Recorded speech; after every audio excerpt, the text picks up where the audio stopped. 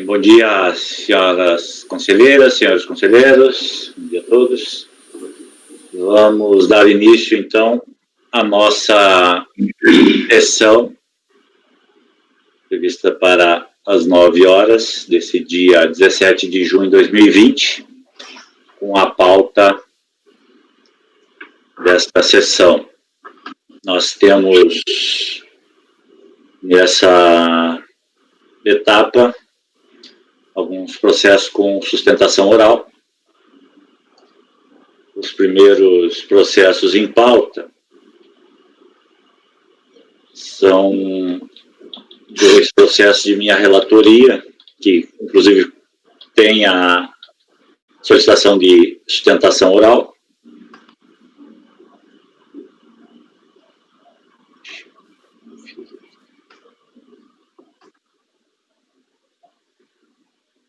Item 52, Anjo Química, do Brasil.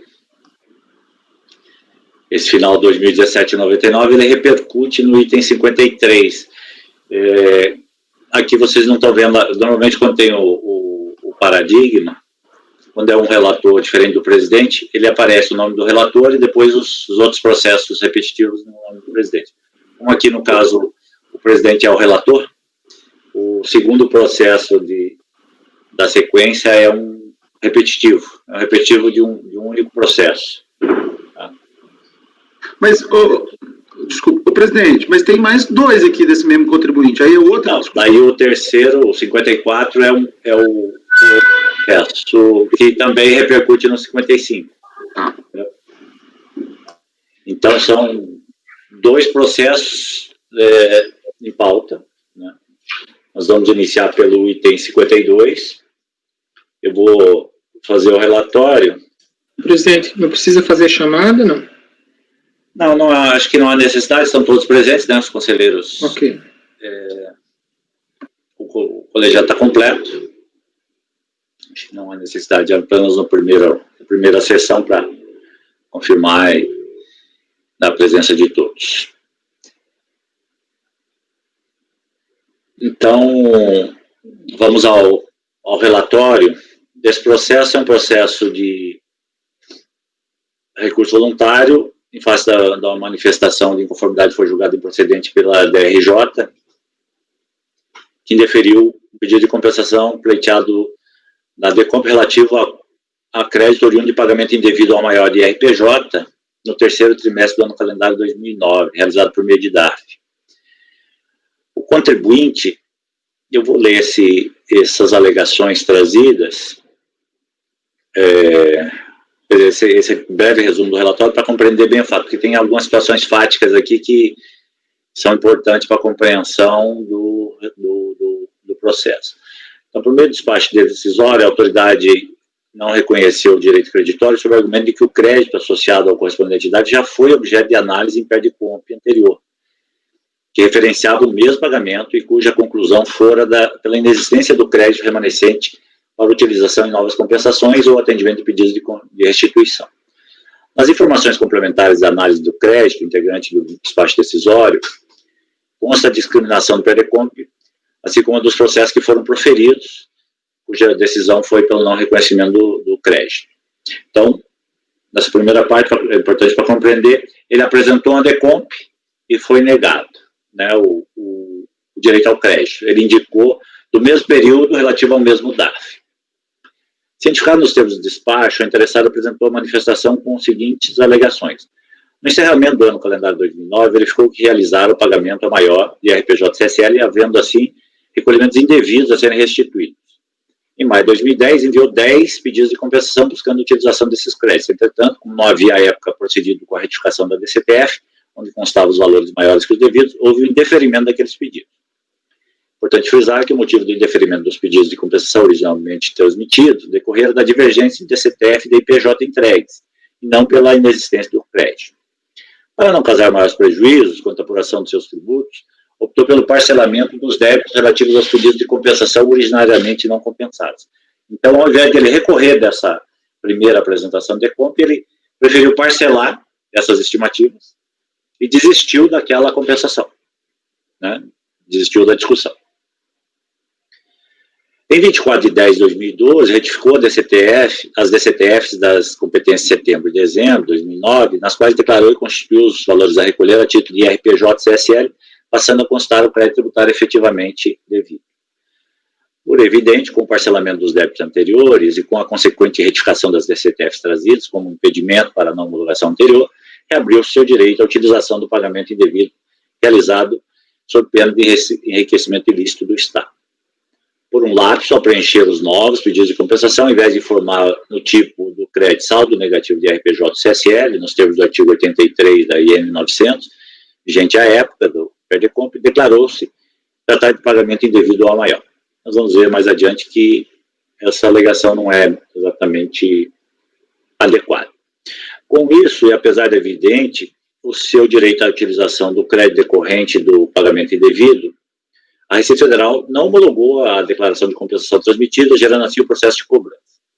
O indébito tributário fica integralmente demonstrado, no caso, uma vez que no segundo e terceiro trimestre de 2009, a manifestante apurou CSL a pagar com valores tais e tais, respectivamente, e ela indica os valores. E os recolhimentos efetuados, contudo, foram efetuados em valor maior que o devido.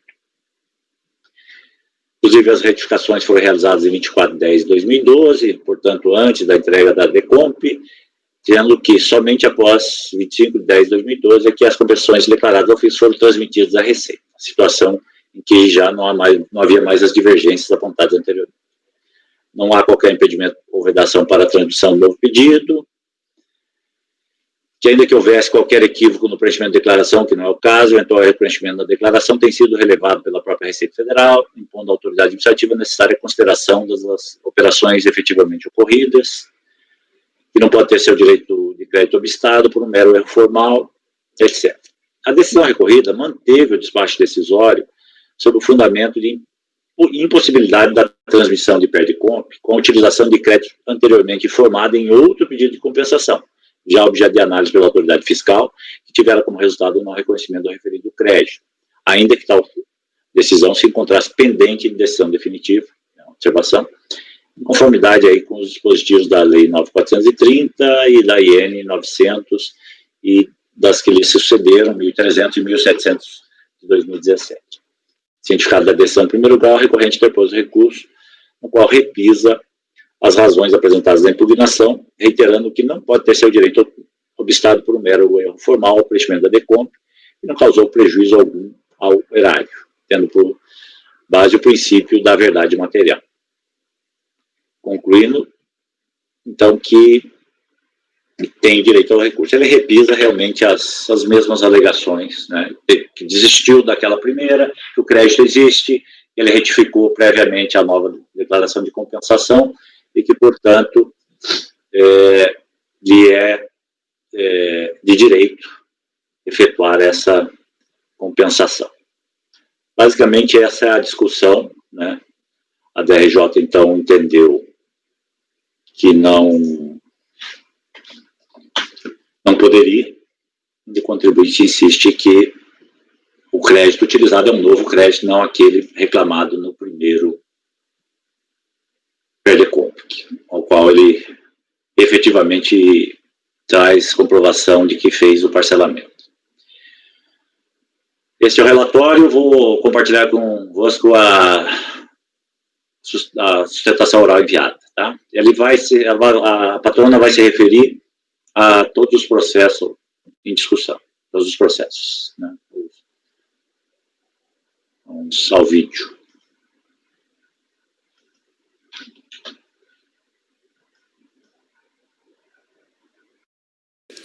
Boa tarde a todos. Meus cumprimentos ao senhor relator e senhor presidente dessa segunda turma ordinária e terceira Câmara. Esse vídeo vai em atendimento à sustentação oral dos itens 52 e 53 da pauta e também pela identidade do assunto dos itens 54 e 55, ambos relacionados a imposto de renda e CSL, sendo que os itens 52 e 53 são relativos ao terceiro trimestre e os itens 54 e 55 do segundo trimestre de 2009. Pois bem, contribuinte Anjo Químicas é uma indústria dedicada à fabricação de tintas e vernizes, sediadas no sul do país. Essa empresa apurou e recolheu imposto de renda CSL por meio da apuração pelo lucro real trimestral, nos meses de junho e setembro de 2009, a maior. Na realidade, a gente já verifica aí o primeiro equívoco do contribuinte. Né? Nos anos anteriores e também nos anos posteriores, o contribuinte havia feito toda a sua apuração por meio de regimes de estimativa. E exclusivamente no ano de 2009, o contribuinte se equivocou e efetuou o recolhimento com base na apuração do lucro real trimestral.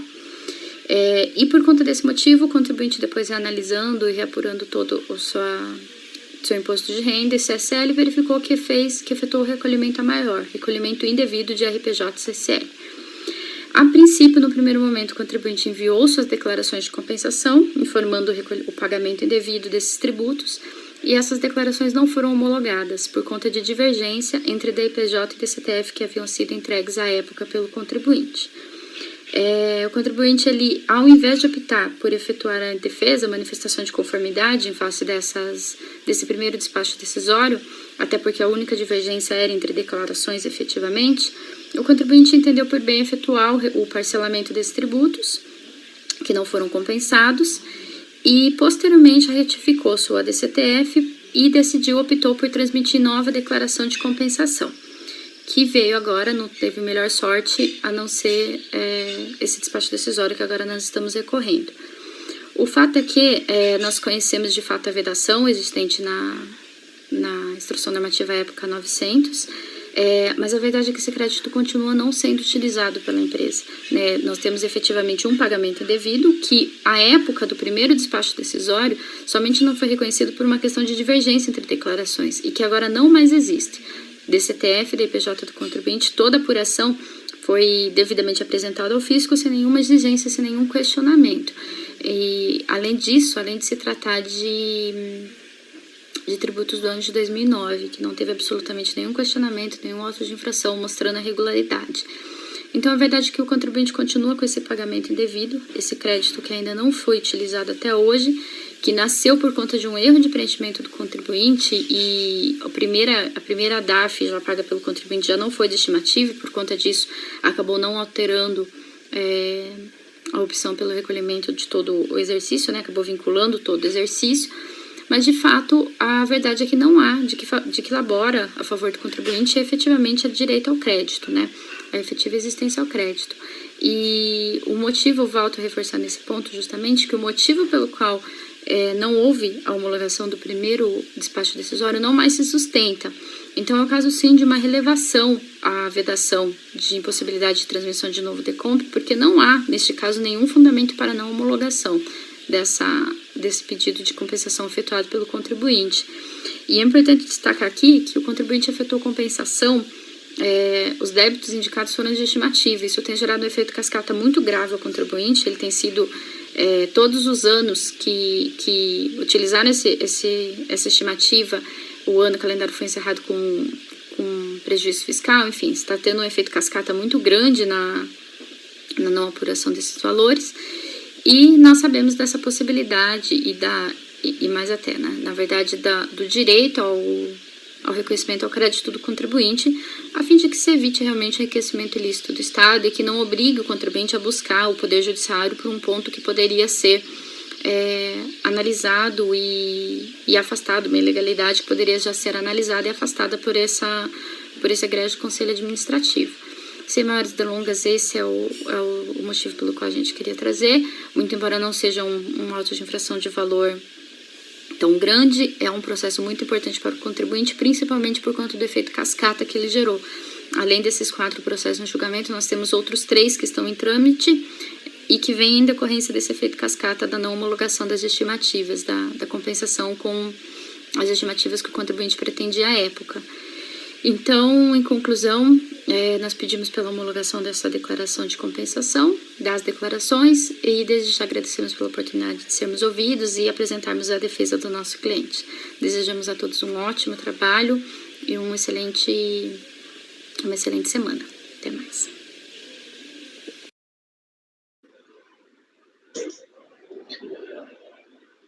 Bem, então, retomando, essa foi a sustentação da patrona, acho que ela foi bem objetiva, né, quanto aos fatos.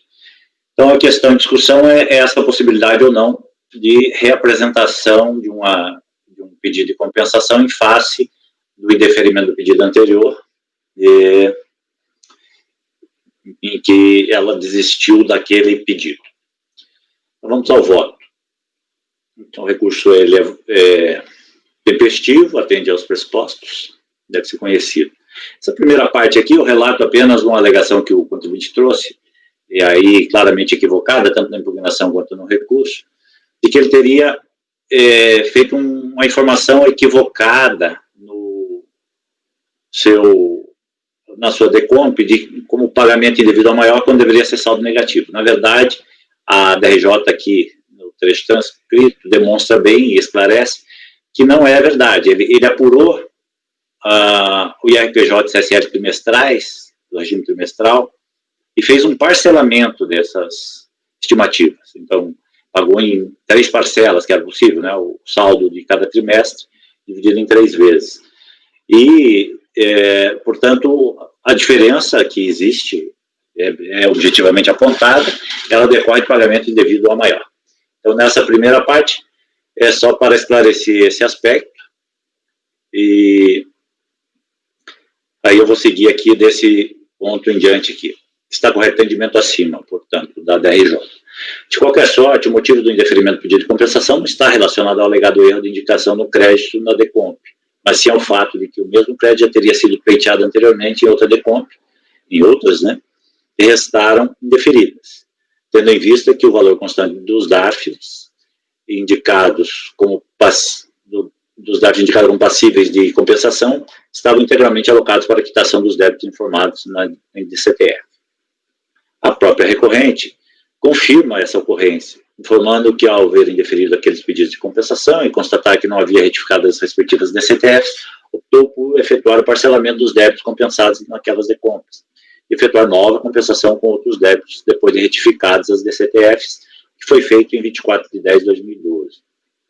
Com efeito, o despacho decisório aponta que o crédito associado ao DARF, acima identificado, foi objeto de análise em PERDECOMP anteriores, que referencia o mesmo pagamento, cuja decisão conclui pela inexistência do crédito remanescente para utilização em novas compensações ou atendimento de pedidos de restituição. A recorrente alega que não existe qualquer impedimento ou vedação para a transmissão do novo pedido de compensação, DECOMP, que se vincula a crédito que, ao final, acabou não sendo utilizado. O acórdão recorrido rejeitou tal alegação sob o fundamento da impossibilidade de transmissão de PERDECOMP com utilização de crédito anteriormente informado em outro pedido de compensação, já objeto de análise pela autoridade fiscal, que teve como resultado o não reconhecimento do referido crédito, fundamentando-se no artigo 74, parágrafo 3º, inciso 5º da Lei 9.430, e nas disposições das instruções normativas da Receita Federal. A recorrente sustenta que tem sido sucessivamente prejudicada por entendimento equivocado da Receita, que desde a edição do parecer normativo COSIT número 2, de 28 de agosto de 2015, passou a admitir a retificação de declarações enviadas quando comprovado o erro de fato, mesmo depois de proferido o despacho decisório, que não era observado quando da análise em deferimento das primeiras declarações de compensação apresentadas. Alega que, por tal razão, se viu obrigado a efetuar parcelamento de débitos que teriam devidos em face do seu direito ao crédito decorrente de pagamento indevidos realizados em 2009. Bem, essa é uma questão interpretativa, assim, eu analisei bastante esse caso aqui, acho que é passível de atendimento o pleito da recorrente. Veja, a situação dos autos, a meu ver, não se amolda exatamente ao artigo 74, parágrafo 3º, inciso 6º da Lei 9.430.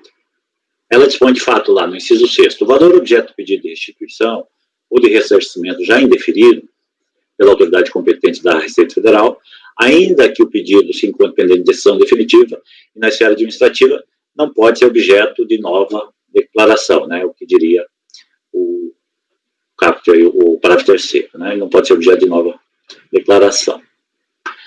O valor indicado como pagamento devido ou maior de CSL na DECOMP, hora examinada, embora corresponda ao mesmo DARF de recolhimento do tributo, efetuado em 31 de agosto de 2009, não estava disponível por ocasião do exame na DECOMP anteriormente examinada e indeferida pela autoridade administrativa, uma vez que o pagamento estava completamente alocado a um débito de igual valor informado na DCTF. É certo que o recorrente poderia ter discutido o valor pleiteado nos autos que trataram da DECOMP anterior, restou indeferida, mediante apresentação de manifestação de inconformidade e comprovação do erro do fato no preenchimento, cometido no preenchimento da DCTF original e a apresentação de retificadora desta última declaração. A recorrente bem aponta que o parecer normativo COSIT número 2, de 28 de agosto de 2015, hoje daria respaldo a essa discussão, mas que esse não era o entendimento da Receita à época. Assim, optou por não discutir a exigência dos débitos indicados na DECOMP e apresentado naquele processo, aderindo ao parcelamento dos mesmos. Somente depois de apresentar a DCTF retificadora, a recorrente apresentou nova DECOMP, com indicação do crédito, agora sim disponível, decorrente do pagamento realizado a maior. A partir da retificadora apresentada é que surge entre parênteses aqui, destaca o novo crédito pleiteado na DECOMP sob exame. Não é incomum a indicação de um mesmo pagamento de DARF efetuado pelo contribuinte em diversas DECOMPs, quando o mesmo não é exaurido logo na primeira compensação apresentada. Por óbvio, o contribuinte somente pode compensar o valor pago a maior até o limite de seu crédito.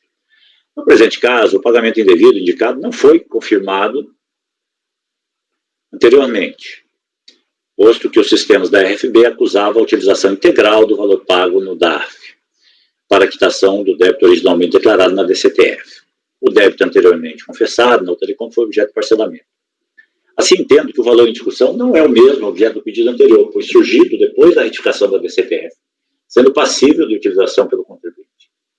Pelo exame dos elementos dos autos, verifique-se que na DIPJ 2010 original, o contribuinte apurou e declarou o IRPJ devido no terceiro trimestre no valor de 926 mil, ficha 12A. No entanto, em um primeiro momento, o contribuinte confessou na DCTF original e recolheu um montante de 1.023.000 em 3 parcelas, no valor de 341 mil cada uma. Segundo, informou em sua manifestação de inconformidade, pois não constou os autos das DCTF originalmente apresentadas. Na DCTF retificadora, a recorrente alterou o valor do débito do RPJ para o terceiro trimestre de 2009 para o valor de 926 mil, parcelado em 3 cotas também. Considerando-se o novo valor devido, no terceiro trimestre, informado da DCTF retificadora, igual ao informado da DIPJ original, e o pagamento efetuado no DARF, é evidenciado um valor muito próximo do crédito pleiteado. Tem uma diferença aí de R$1 e pouco aqui nessa conta. Não obstante, esses elementos jamais foram examinados e validados pela autoridade administrativa competente na unidade de origem. Outros sim, não constam dos autos os demonstrativos de resultado de apuração do lucro real que embasaram a informação da DIPJ e a DSTF retificador.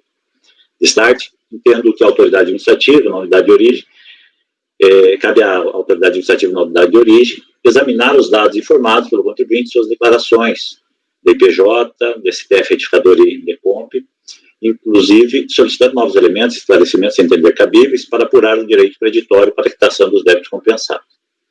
Ante o exposto, voto no sentido de dar provimento parcial ao recurso para superar o óbito apontado no despacho decisório para o exame da DECOMP e determinar o retorno dos autos de unidade de origem para análise do direito creditório pleiteado e da suficiência do crédito para a homologação da compensação.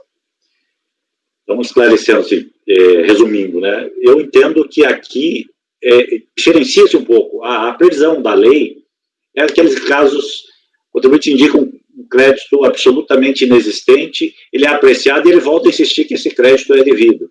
Né? No meu modo de entender, há uma inovação, né, nos fatos, inovação fática, com a retificadora, e aí passa a existir um outro crédito, né, um crédito novo. Então, eu entendo que não se amolda exatamente a essa disposição, e seria realmente cobrar um tributo indevido do contribuinte se nós não procedêssemos à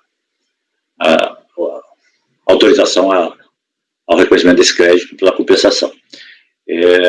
Em que pese ela esteja até bem documentada, jamais foi apreciada pela autoridade de origem, né, porque já colocou como óbice aquela questão de que já existia uma outra declaração, e alguns elementos poderiam ser checados para uma melhor acuidade aí do exame do crédito pleiteado. E parece que ele está bem robusto. Eu ouvi aqui a Andréia pedindo a palavra, não sei se é isso. Tem mais alguém? Eu não anotei. Eu e o Gustavo também. O Paulo e o Gustavo pediram primeiro. Eu sou a terceira. Ok, então, Quem foi primeiro, Paulo? Pode falar, Paulo. Eu, sim, sem fazer qualquer juízo acerca do mérito aí do pedido, mas essa análise que você fez, de fato, assim, o artigo 74, ele não tem uma vedação expressa em relação à DECOMP, ao crédito que já foi objeto de DECOMP. Ele fala no crédito que já foi objeto de pedido de restituição. Mas nas instruções normativas da Receita, e inclusive na instrução normativa 1717, que é posterior ao parecer que é mencionado no recurso, se mantém a vedação para apresentação de declaração de compensação em relação a crédito que já foi informado em DECOMP, que não foi crédito informado em declaração de compensação, que não tenha sido reconhecido pela Receita Federal. Tá? Então, assim, é possível que nós entendamos que essa vedação da instrução normativa pode ser afastada. Mas, assim, existe uma vedação que não é aquela da lei, mas que está nas instruções normativas, inclusive nessa instrução normativa posterior ao parecer, né? E aí também, assim, eu discordo quando tem um parágrafo aqui que você fala que, assim, entendendo que o valor em discussão não é o mesmo objeto do pedido anterior, mas é exatamente o mesmo, só que antes ele não tinha retificado a DCTF e agora ele já retificou a DCTF. O crédito é exatamente o mesmo. Então, assim, de fato, é o mesmo crédito que está sendo objeto de uma nova declaração de compensação. A questão seria, com a declaração de compensação anterior teria sido não homologada meramente por aquela divergência, seria possível a apresentação, e ele parcelou o débito, seria possível a apresentação de uma nova declaração de compensação, apesar das vedações existentes nas instruções normativas? Então, acho que a discussão, na verdade, seria essa daí. Ok. Gustavo? Presidente, para mim a exposição do seu voto está perfeita. Eu até me permita, Paulinho, eu acho que o valor ele deve ser qualificado pelos passos que foram adotados pelo contribuinte para torná-lo o mesmo daquele, ou seja, distinto daquele. Ao fazer a retificação, ele deu uma qualificação distinta, e por isso que o valor é considerado diferente para fim de aplicação ao novo dispositivo.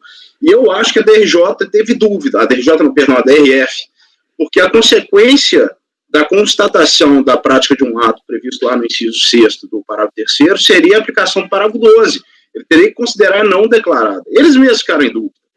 Então, assim, eu particularmente, eu acho que a sua proposição está perfeita. Eu não faria qualquer tipo de retoque, a não ser um detalhe. Isso que o Paulinho colocou é importante, eu acho, para deixar mais fundamentado.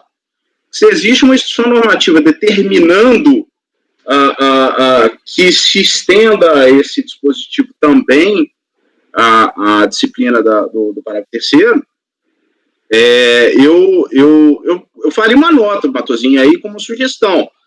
Ainda que se queira sustentar a aplicação desse dispositivo aos casos de compensação e não exclusivamente à restituição, e à luz das IENs, vai dizer que a IEN, nesse caso, extrapolou claramente a regra legal. Mas o seu argumento não passa por aí. O seu argumento parte do pressuposto que esse parágrafo 3º se aplicaria a se perder pontos. Então, para mim, ele não merecia maiores retoques. Seria só uma sugestão. André? Sim, me parece o seguinte, que no primeiro momento é um caso de retificação de DCTF.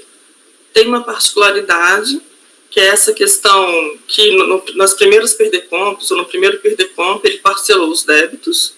Então, esse pagamento, esse crédito que ele pleiteava, se ele existisse, teria ficado sem utilização. E tem essa questão também que foi identificado nos sistemas que já existia uma decisão no momento de transmissão das outras. Se esses perdecompras tivessem sido transmitidos antes da decisão, era realmente uma mera análise de retificação de DCTF. Se aqui no recurso voluntário ele trouxe as provas suficientes para poder comprovar se estava tudo certo, mas tem essa questão que o Paulinho levantou. Mas, assim, em princípio, eu acho que é bastante razoável o voto proposto. de realmente, assim, porque apesar de ter tido uma primeira decisão, os débitos que tinham sido declarados, eles perderam, assim, o objeto. Então, esse crédito, ele estaria, assim, ele deveria ser discutido se ele existia ou não. No primeiro momento, teve aquela questão que o débito declarado na DCTF era exatamente o valor do pagamento, mas uma prova forte, um indício forte, é a questão da DIPJ. Como se trata de um crédito decorrente de RPJ, o demonstrativo é feito na DIPJ. E o valor estava exatamente o valor que ele alegou. Então, eu acho muito razoável a proposição feita pelo relator. É isso. Algum comentário a mais? Eu assim, né, respeitei o posicionamento do Paulinho, mas eu entendo que realmente os fatos examinados se modificaram entre um e outro PERDECOMP, né? Então há uma clara inovação do crédito, existe um novo crédito, né? Até porque, se olhar assim, minuciosamente, o valor pleiteado numericamente é menor, é diferente. Tem alguma pequena diferença de valor nesse PERDECOMP, né, nesses PERDECOMP. E ainda de se observar que o contribuinte, ao proceder essa retificação, ele claramente, e ter feito o parcelamento, ele simplesmente desiste daquela primeira apresentação, né? Não vejo uma divergência significativa, pelo menos eu até não trouxe aqui o dispositivo da IN. Você diz que a 1717 ela é mais... Não, ela replica, é o mesmo texto, desde a 900, acho que desde a 600, ou na verdade desde a 3... Eu acho que ele é amparado nesse mesmo dispositivo. Oi? Eu não acho que ela traz nenhuma inovação em relação ao dispositivo da lei. Sim, traz. Porque a lei fala em pedido de restituição. As instruções normativas, elas falam em declaração de compensação. O dispositivo é assim: o valor informado pelo sujeito passivo em declaração de compensação apresentada à Receita Federal do Brasil a título de crédito para com a Fazenda Nacional, que não tenha sido reconhecido pelo auditor fiscal da Receita Federal do Brasil, ainda que a compensação se encontre pendente de decisão definitiva na esfera administrativa. Aquele dispositivo lá da lei, do pedido de restituição, ele está em outro inciso. Mas se olhar o caput, Paulo, o parágrafo 3º, ele fala: além das hipóteses previstas na lei específica de cada tributo de contribuição, não poderão ser objeto de compensação mediante entrega. Você está falando de quê? Da lei? Da lei. Não estou falando da IN, estou falando da IN. Mas eu acho que a leitura sistemática da lei, quando a pessoa apresenta um DECOMP, ele é um PERDECOMP, né? Ele está pedindo uma restituição para ser satisfeita mediante compensação. Para mim, a situação não se distingue muito. Para que ele possa compensar, ele tem que ter o crédito. Para que ele tenha o crédito e possa utilizar, ele, ao fazer o pedido de compensação, ele está pedindo: me restitua sob a forma de compensação. Então, me parece assim não haver uma significativa... Então isso que você está falando, você está validando a instrução normativa. Mas eu estou entendendo que não se amolda a previsão legal. Assim, ele de fato, a previsão é para que o contribuinte não insista na restituição de valores sabidamente indevidos e que já foram apreciados. Sim, eu concordo. Aqui surge um valor, surge uma diferenciação de fato entre o crédito anteriormente pleiteado e o crédito agora passível de reconhecimento, pelo simples fato de que não existia esse crédito anteriormente. Ele estava totalmente alocado, né? Então tem uma situação fática que modifica substancialmente. Pense bem, numa outra situação, um dia que o contribuinte usou lá, ele tinha um saldo negativo X, mas depois ele reapurou e chegou à constatação de que ele tinha um saldo maior. tem lá no balanço, ele, sei lá, por qualquer motivo ele prova que o que efetivamente ele requeriu anteriormente não era aquele valor que ele tinha, era maior, mas ele já usou. Aí, como era saldo negativo, ele já apontou, já exauriu aquele anterior, ele não tem mais direito a esse novo saldo? Entendo que não. A questão é fática. Né? O contribuinte prova que, faticamente, esse crédito era bom e era disponível, ainda que ele tenha pleiteado relativamente a esse mesmo pagamento, ou a esse mesmo crédito anterior, o valor numa outra decomp, e já tenha sido satisfeito ou tenha sido mesmo indeferido. Assim, me parece que é uma questão de prova. Mas, assim, eu pelo menos assim, acho que seria absolutamente injusto, né? Extrapolaria o objetivo legal a gente dar essa compensação por esse fundamento trazido pelo despacho decisório e sufragado pela DRJ. Eu concordo que se pode fazer uma análise da intenção, né, do dispositivo, tá? Que seria justamente vedar essa insistência, né, ou esse aproveitamento em duplicidade de um mesmo crédito. Mas, assim, o dispositivo que está sendo violado não é aquele lá da lei, é o da instrução normativa. A gente estaria afastando esse dispositivo da instrução normativa por não ser exatamente a situação que ele visava impedir. Mas teria que se falar, porque assim, tanto o despacho decisório quanto a decisão da DRJ, eles não se referiram a esse dispositivo que está na lei, eles se referiram àquele dispositivo que está lá na instrução normativa, e de fato está. A DRJ cita os dois, na verdade a DRJ cita os dois. Mas de fato ele estava. Assim, o decisório não traz o fundamento, né, dessa... Eu acho que assim, a gente é necessário que para que se reconheça, né, reconheça parcialmente, reconheça pelo menos a possibilidade, que se afaste a vedação a qual os auditores lá da DRJ estão vinculados, porque está lá na instrução normativa. Gustavo. Paulinho, mas você viu o parágrafo 12 do artigo 74, que o Matosinho falou? É aquilo que eu falei. A DR claramente não entendeu ou ficou com medo de aplicar, porque o caso era para considerar não declarada. O artigo fala muito claro, será considerada não declarada a compensação na hipótese do parágrafo 3º, que vai tratar justamente da restituição de débitos já objeto de decisão administrativa. Então, eu acho que a IN, na verdade, o que ela faz é juntar os dois. Ela pegar o parágrafo 3º, inciso 6º, e o parágrafo 12, inciso 1º, juntou e falou, olha, não pode ser objeto de análise do novo pedido de compensação relativo ao mesmo débito. A única coisa que ela fez foi juntar os dois. Eu não acho que haveria aí, sim, um extrapolamento. Acho que nesse caso não tem não. Isso é uma questão de requalificação do fato, e não do direito. Pelo menos eu opinião.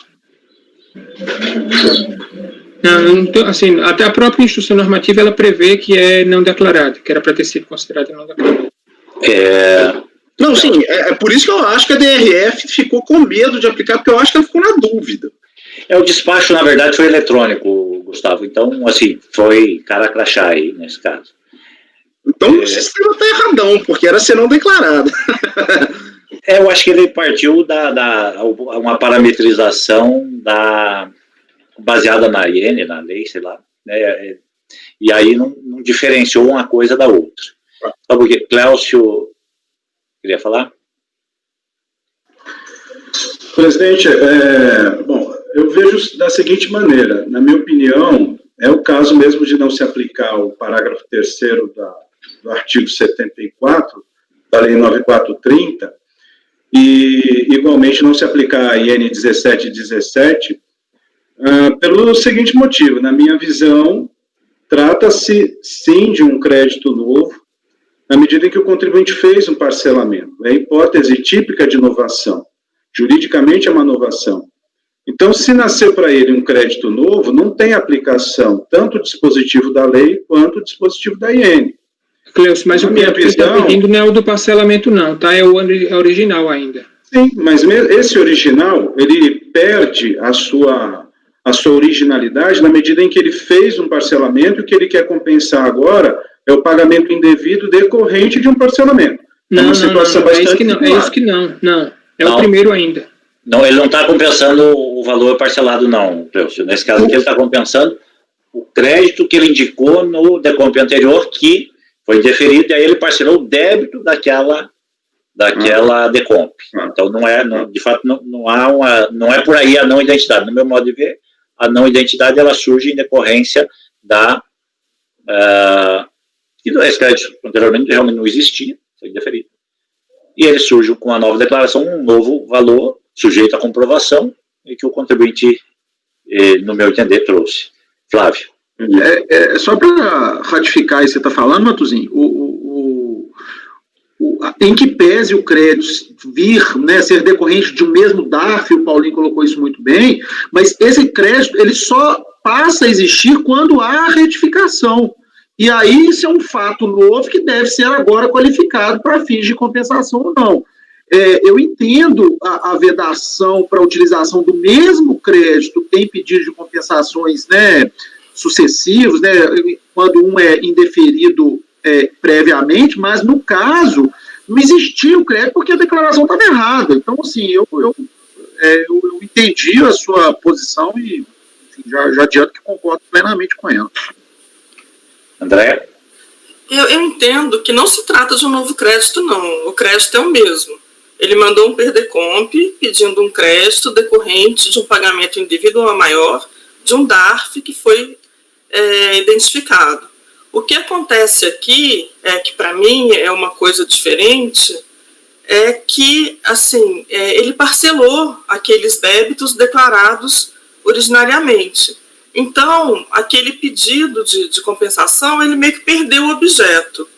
Eu superaria essa questão só por conta disso, entendeu? Porque se não tivesse ocorrido isso, eu acho que eu iria pelo não declarado mesmo. Mas como ele comprova que ele perdeu o objeto, aqueles débitos que ele queria compensar já foram extintos por parcelamento. Então...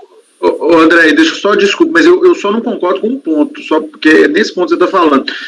A gente está analisando aqui o crédito, esquece o débito, se ele foi parcelado, se ele foi quitado via qualquer coisa, a gente tem que olhar... o crédito é o mesmo, o crédito é o mesmo. Mas assim, dentro da lógica que o Matuzinho colocou, a partir do momento que não houve a constituição de forma correta daquele crédito, via DCTF, e ela foi posteriormente retificada, aí parte-se de um novo... Sim, a retificação do DCTF é mera questão de prova.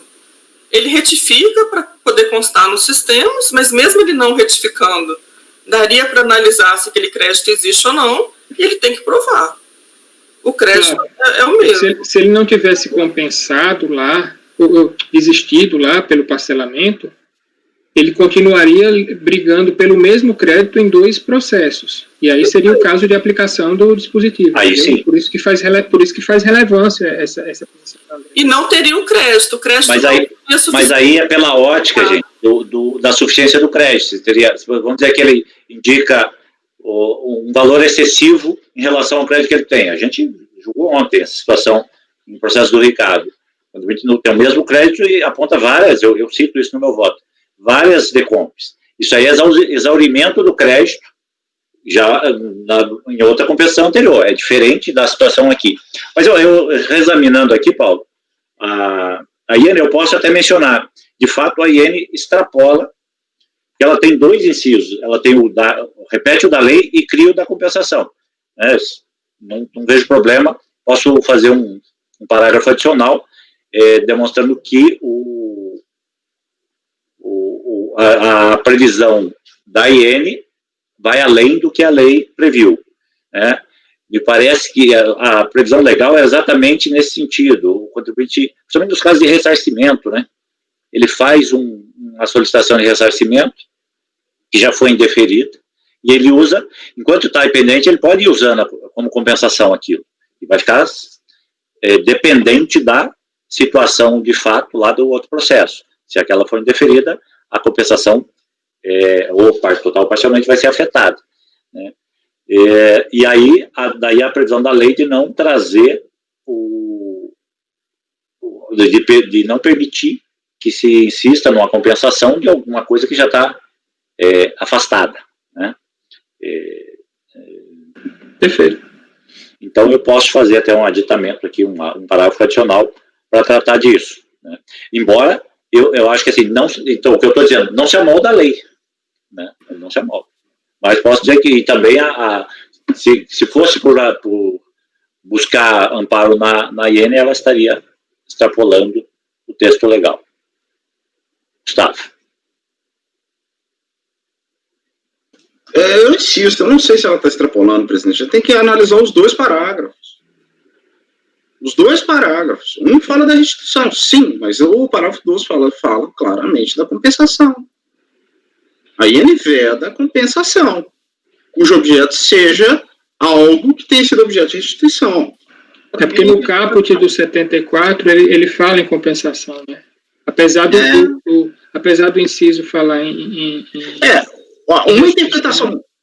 O que eu acho uma interpretação muito restritiva seria o seguinte: fala de compensação.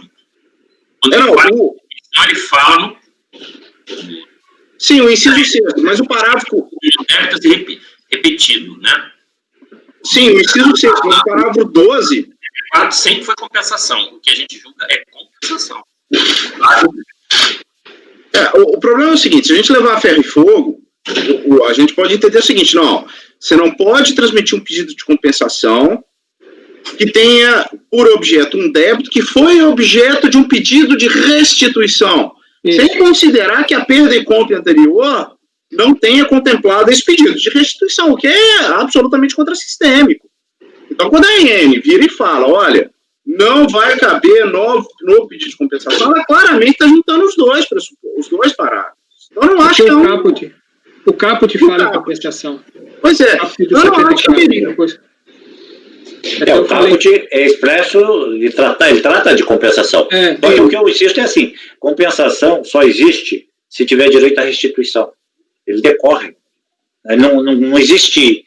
É um indébito satisfeito de outra maneira. A compensação é um pedido de restituição, só que você faz um encontro de contas, gente. Perfeito. A única diferença entre a compensação e a restituição é que na restituição você recebe em dinheiro. Acabou. Bem, gente, pelo que eu depreendo, assim, em que pese divergência na visão dos fatos, me parece que há uma convergência quanto às conclusões, né?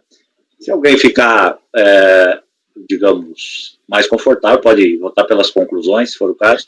Acho que a gente pode encaminhar, né, a votação, né? Eu acho que o Cláudio quer falar.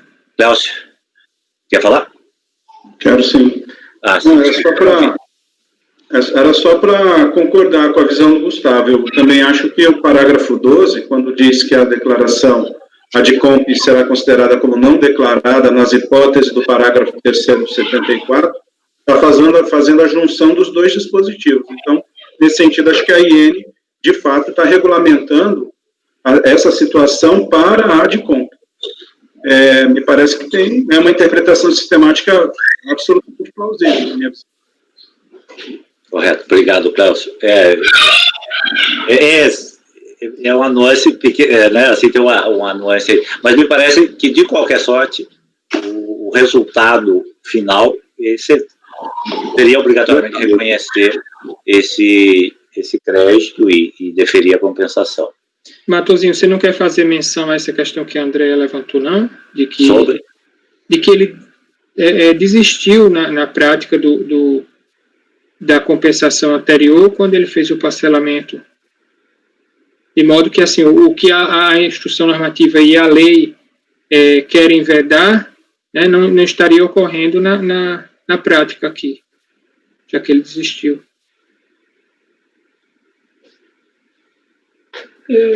Posso até fazer um adendo, assim, que na verdade, pelas próprias regras da Receita, depois de proferido o despacho, não existe a figura da desistência, né? Então, assim, a gente estaria também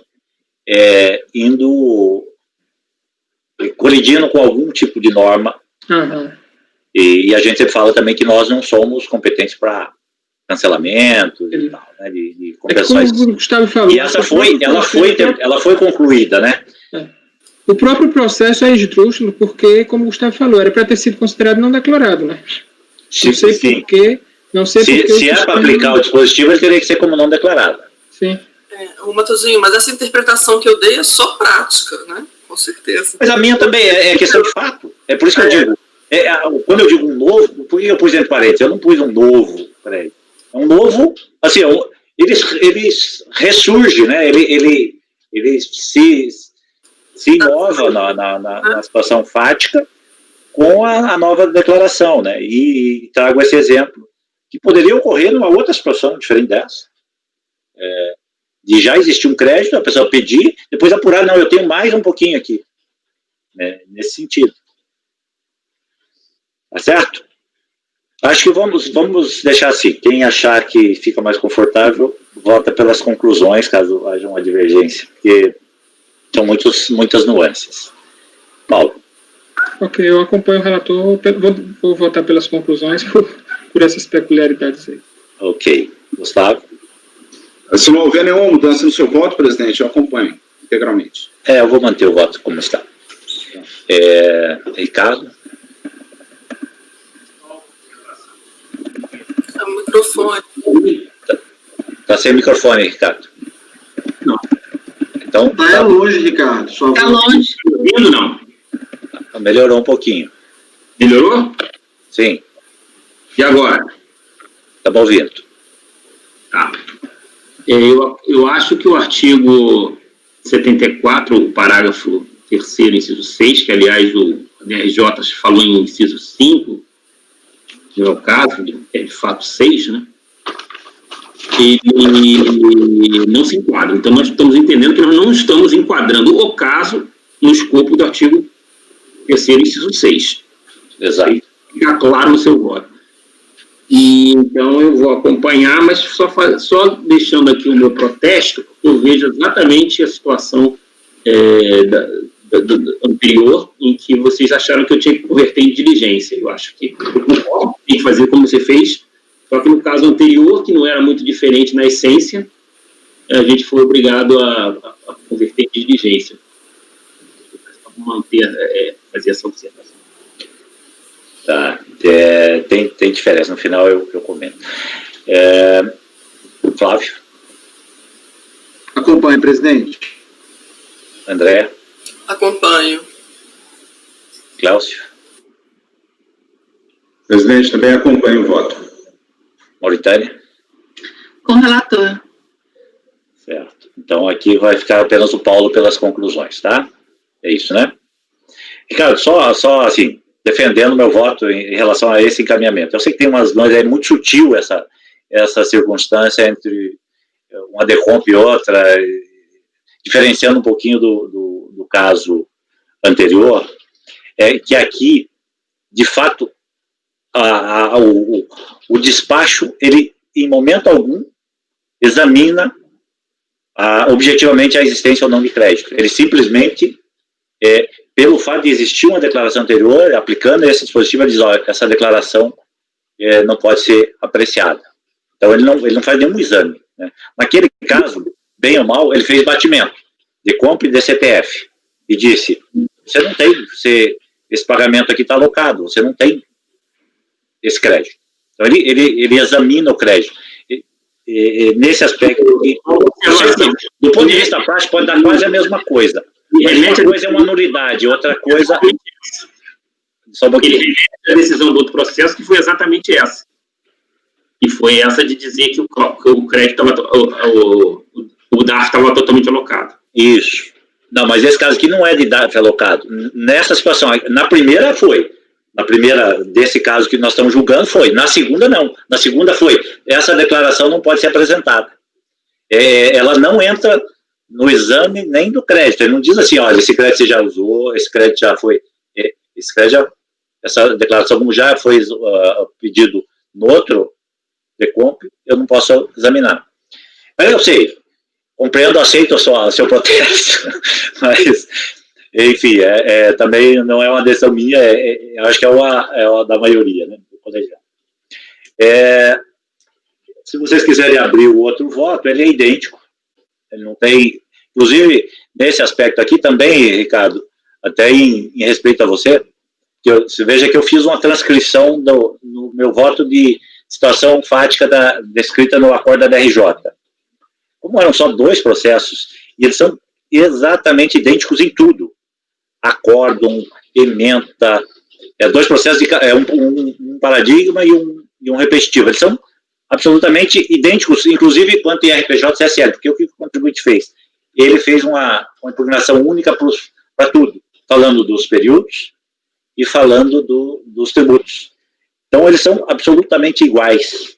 Eu podia ser um repetitivo para os 4 processos, mas foi definido por tributo, então ficou 2 de CSL e 2 de RPJ. Então, eu faço uma citação aqui, mas isso porque, examinando o outro caso, vi que não havia nenhum prejuízo, até porque o que é mencionado aqui é mencionado rigorosamente igual no outro. Tá? Então, só em respeito a essa orientação que eu tenho dado, né, a vocês, e não é um pedido meu, é um pedido da equipe de repetitivos, para evitar o maior número, permitir o menor número de variáveis, né, para os lotes repetitivos, por isso que a gente evita essa transcrição de relatório, no caso de paradigma, trazido pela DRJ. Tá? Então, eu vou, se os senhores concordam, a decisão desse processo se aplica também a do item 54, aliás, que é o paradigma do 55. Tá?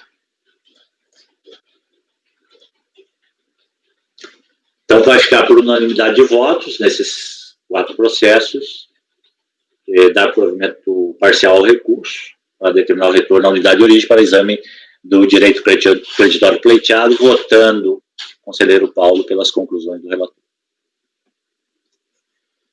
Vamos adiante, né? Vocês estão confortáveis? Querem fazer intervalo? Presidente, só buscar água para o meu café e para mim, posso? Vamos fazer 5 minutos de intervalo, só? Para mim é só buscar água e voltar. Ok, então vai lá. Esquece de fechar a câmera.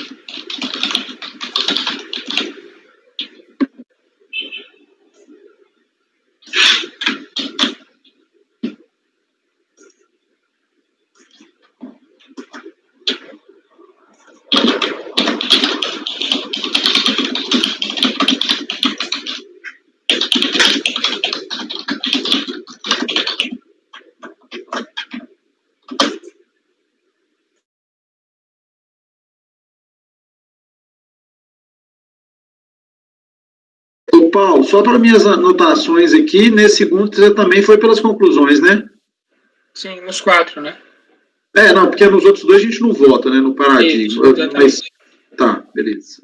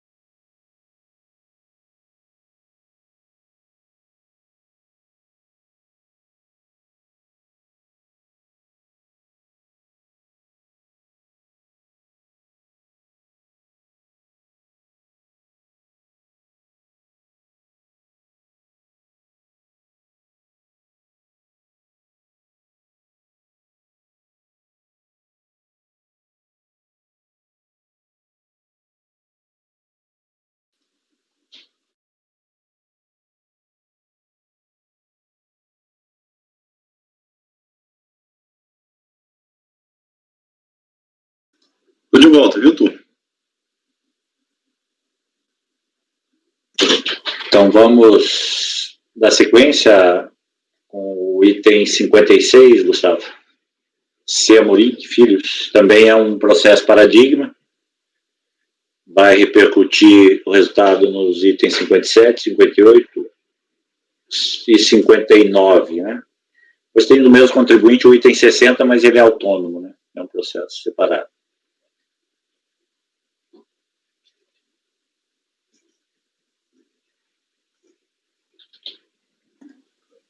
Gustavo, qual que é o arquivo aqui que eu não consegui?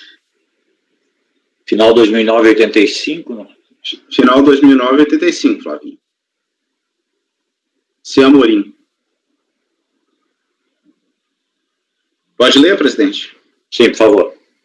Eu vou ler, porque meu relatório tem 4 linhas, 4 parágrafos. Tudo feito de pedido eletrônico de compensação por meio do qual pretendeu, a hora recorrente, o uso de crédito de RPJ da recorrente de pretenso indébito tributário verificado quanto ao mês de março de 2003, no valor de tanto, para a quitação de débitos também concernentes ao imposto de renda. Despacho decisório eletrônico, DRF, por bem não conhecer o direito creditório postulado, deixando depois de homologar a compensação pretendida, uma vez que o valor do DAF informado na respectiva deconta teria sido totalmente consumido para quitar débito confessado por meio da CTF. Formada a empresa apresentou manifestação de conformidade, na qual, em apertadíssimos síntese, sustenta que teria preenchido equivocadamente a DCTF relativo ao estimativo de março de 2003, dado não ter apurado neste período nenhum valor de imposto a pagar. Essa senda, e como aludida importância não foi apropriada na declaração anual de ajuste, teria o direito subjetivo ao uso deste montante para compensação, premiando, portanto, pelo deferimento do seu pleito. Estado de se pronunciar sobre o caso, DJ de São Paulo julgou improcedente a defesa apresentada, uma vez que a empresa insurgente teria deixado de produzir quaisquer provas. Após regularmente intimado o resultado do julgamento supro, o contribuinte interpôs o recurso voluntário, por meio do qual afirma que a ausência de provas não seria motivo para desconsideração de seus argumentos, reafirmando neste passo a existência de direito creditório. Esse é o relatório. Pode ir? Eles falaram literalmente isso, que a ausência de provas... Sim. Não sei onde você perdeu tantos parágrafos para fazer o seu voto, então. Vamos lá, eu não lembro, cara. Esse foi um dos primeiros que eu escrevi. Vamos lá. Voto. O recurso foi tempestivo, tá? Então, estou passando por cima aí. Pela descrição particularmente contida na manifestação de conformidade do contribuinte, é razoável assumir que, de fato, tenha ocorrido um indébito concernente ao estimativo de março de 2003. Todavia, é preciso frisar que o ônus probatório no processo de compensação, quanto à liquidez e certeza do crédito, é integralmente do contribuinte, até outros preceitos do artigo 170 do CTN, conjugado no espaço com os preceitos do artigo 16 caput e 17 do decreto 7235, ainda que, como já defendi no passado, seja mistério do fisco, quando menos apontar quais provas deve o interessado produzir, até mesmo para que se possa desincumbir dos preditos ônus. No caso presente, destaque-se, a insurgente alegou ter incorrido num pagamento indevido, mas não trouxe nem mesmo o seu DIPJ, o que seria imprescindível não só para identificar o pagamento da estimativa de março, como também para provar o fato sustentado na manifestação de conformidade no recurso de que este pagamento não teria sido incluído no ponto do ajuste. Tampouco retificou a DCTF concernente ao mês de março. Seria absolutamente irrelevante acaso fossem trazidos aos autos cópias do balancete de suspensão ou, caso não tenha percebido receitas superiores, os livros razão ou diário.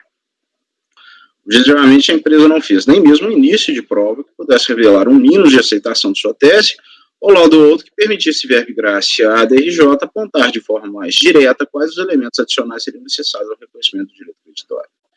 Mais grave, entretanto, quando a interposição do seu recurso voluntário, e ciente das críticas e advertência da turma Cor acerca da ausência de provas da própria inexistência do crédito, e não só de sua liquidez e certeza, a contribuinte se limitou a invocar o princípio da verdade material e sustentar o oposto da premissa anteriormente descrita, o ônus probatório no processo de compensação do contribuinte, afirmando ser do fisco o dever de buscar os elementos necessários à demonstração de direito pleiteado.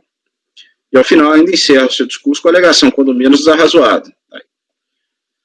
Primeiramente, como já alertado, a Lures, o postulante não trouxe ao feito sequer a sua DIPJ, documento sabidamente eletrônico e, portanto, armazenável em meio magnético, ou mesmo em banco de dados. Aqui ele está falando que ele não tinha, como esse processo era muito antigo, ele não tinha como buscar novamente esses documentos. No outro dia, se realmente pudesse se considerar reduzido o prazo de 30 dias para levantar as páginas do Razão ou Diário relativos apenas quanto a um mês mês de março, ou, como dito, do balancete de suspensão, a recorrente teve, após a oposição... Suspensão ficou errada, Gustavo. Cadê? Suspensão. Sorry, que coisa feia. Perdão. Ocorrido em 30 de 3 de 2009, primeira página do volume 1 desse processo eletrônico, quase 5 anos, até o dia 25 do 1, para levantar a documentação necessária à comprovação do seu direito creditório. A partir disso, nada fez, trouxe ou produziu. A recorrente teve bem mais que 30 dias para adimplir com o ônus que era e é integralmente seu, e nada obstante quedou-se inerte, sempre insistindo no uso do escudo da verdade material para justificar a sua desídia. Esteira-se, diga-se, o pedido contido ao final do seu apelo a toda evidência impertinente. É que ele pede produção de provas adicional. Se a má-fé pudesse ser presumida, esse relator consideraria a possibilidade da insurgente estar lançando mão de um xixi ou fazendo pouco caso do processo tributário administrativo e do papel deste conselho. Mas a má-fé não se presume, assim é factível assumir que a recorrente apenas desconhecia os limites processuais contidos, em especial os já tratados artigos 16 e 17 do Decreto 7235. Particularmente em casos passados, flexibilizei um pouco o entendimento rígido sobre o momento processualmente admissível para se produzir as provas no âmbito do PAF, notadamente ante o argumento razoável apresentado pelos pares, quanto à dialética do processo. Normalmente, eventuais provas dos casos de compensação são trazidas apenas por ocasião do recurso voluntário, contudo, para se contrapor argumentos surgidos apenas na DRJ. Em linhas gerais, e consoante já afirmado, a empresa estava ciente que sua pretensão demandava provas e foi devidamente alertado sobre isso pela DRJ. Ainda que se permitisse, no caso, superar a limitação preconizada pelo artigo 16, caberia-lhe trazer tais provas agora juntamente com sua apelo. E reprises que ela teve, sim, tempo suficiente para levantar os documentos previamente necessários, mas não fez. E agora pede, contrariando a sua própria tese, de que não precisaria fazer prova, nova oportunidade para trazer elementos em manifestação adicional. Ora, vamos. Já superou a proclusão consumativa preconizada no caso, tanto pelo caput 16, como a que a regra prevista no parágrafo 4º desse mesmo preceptivo, pelo que é a toda a monta descabido pedido em termo. Enfim, amigos de elementos mínimos para se iniciar o exame mais profundo da pretensão externada pela empresa, não há como acolher, estando absolutamente correta após a DRJ. Por isso eu estou negando para mim. Bem, ausência completa de provas. O relator nega provimento. Todos de acordo? Sim. Sim.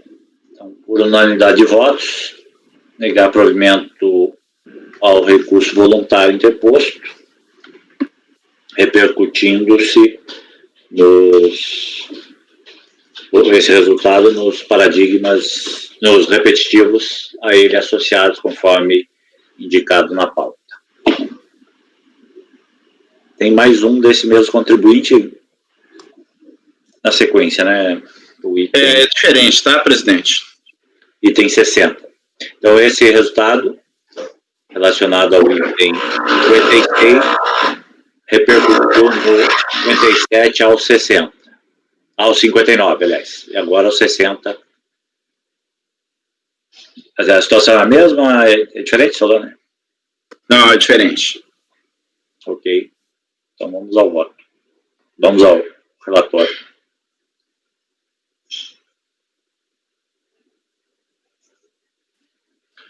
Gente, esses foram dos primeiros processos que eu joguei em abril. Então, assim, desculpa, eu vou ler, porque eu realmente não lembro de absolutamente nada. Ok. Acordo feito de perder compra de número tal, transmitido nos insurgentes em 30 de 6 de 2005, objetivando a recuperação e utilização de pretensões crédito decorrente de pagamento realizado por valor superior ao efetivamente devido, concernente à estimativa de CCLL relativo ao mês de abril de 2003 no valor de tal. Pedido foi indeferido pela unidade de origem por meio de despacho tal, uma vez que o DARF, que teria dado origem ao alegado indébito, com as características apontadas pela empresa em sua decompra, não foi localizado no sistema da Receita. Cientificada dos termos da decisão acima, o contribuinte opôs sua manifestação de conformidade a fim de esclarecer que teria pago um valor superior ao devido quanto à competência de abril de 2003, sendo que este valor não teria composto o saldo de seu ajuste anual, seria propriamente o indébito pretendido. B. O motivo pelo qual o DARF, objeto da repetição, não teria sido localizado se calca no fato de ter ocorrido um erro no preenchimento do aludido documento, particularmente no campo competência, em que, ao invés de apontar a data de 30 de 4 de 2003, escreveu-se o período de 30 de 4 de 2004. Esclarece que, apesar dos equívocos, na data do recolhimento, 10 de 5 de 2004, computou os juros e multa considerando o período correto, isto é, 30 de 4 de 2003, e esclarece, por fim, que como o débito foi pago há mais de 5 anos, não poderia fazer um novo pedido de compensação. Estado a apreciar a querela, a DRJ de São Paulo, de forma bastante sintética, diga-se, julgou improcedente a manifestação oposta ao argumento de que, ainda que tenha ocorrido um erro quanto ao preenchimento do DARF acima mencionado, o valor nele consignado teria sido integralmente consumido para pagamento de outro débito, precisamente aquele mencionado pela empresa, qual seja a estimativa de 30 de 4 de 2013. A empresa foi intimada do resultado do julgamento e tal, interpôs recurso, enfim, objetivamente ela trouxe os mesmos argumentos, não inovou em nada. Pode ir? Por favor. Recurso é tempestivo, preenche os campos pressupostos de caminho, conhecimento dele. A despeito de qualquer conjectura inicial sobre a existência ou não do direito postulado pela recorrente, há, no caso vertente, inegável inovação por parte da DRJ, determinante, diga-se, para a solução proposta pela turma qual, isto é, como se depreende do despacho decisório, a celema até então proposta cingia ao fato da unidade de origem não ter localizado o DARF referido no perdeconto, e que seria, ao fim e ao cabo, a origem do indébito cuja compensação se pretendia. Quando apresentou sua manifestação de conformidade, a empresa insurgente, diga-se, prestou diversas informações absolutamente pertinentes para a correta resolução da contenda, entre as quais destaca-se que o DARF não teria sido localizado em decorrência de um erro por ela, incorrido contra o preenchimento do campo de competência, B, que nada obstante, os valores da multa e juros foram calculados a partir do próprio SICALC, considerando a data correta de vencimento da obrigação, qual seja 30 de 5 de 2003, veja a tela apresentada à folha 42. C, a estimativa recolhida relativa ao mês de abril de 2003 não foi levada ao ajuste, apresentando, inclusive, para tanto, planilha descritiva dos valores totais antecipados naquele ano e das importâncias não consideradas para a formação do dito ajuste, respaldando as suas obrigações a partir da DIPJ juntada à folha 27. O que fez a DRJ, entretanto, foi, primeiramente, atestar a existência do DARF e considerar efetivamente comprovado que ele se referiria à competência de abril de 2003, isto é, afastou de plano o único óbice aventado pela DRF para negar o pleito do contribuinte. A partir daí, a turma 4 tinha 3 opções para solucionar a contenda, sendo elas: A, reformar em parte o despacho decisório, determinar o retorno dos autos à unidade de origem para que procedesse a análise do mérito do pedido; B, converter o julgamento em diligência, caso ainda identificasse algum problema quanto à comprovação da liquidez e certeza do crédito; C, julgar procedente a impugnação, reconhecendo o direito creditório pleiteado e determinando a homologação da compensação até o limite do montante reconhecido. Nenhum desses caminhos foi adotado. O acordo recorrido em decisão absolutamente rasa e desprovida de fundamento fático, indeferiu o pedido deduzido pela parte sob a alegação de que o valor do DARF, não obstante vinculado ao período de abril de 2003, havia sido integralmente consumido no restante saldo.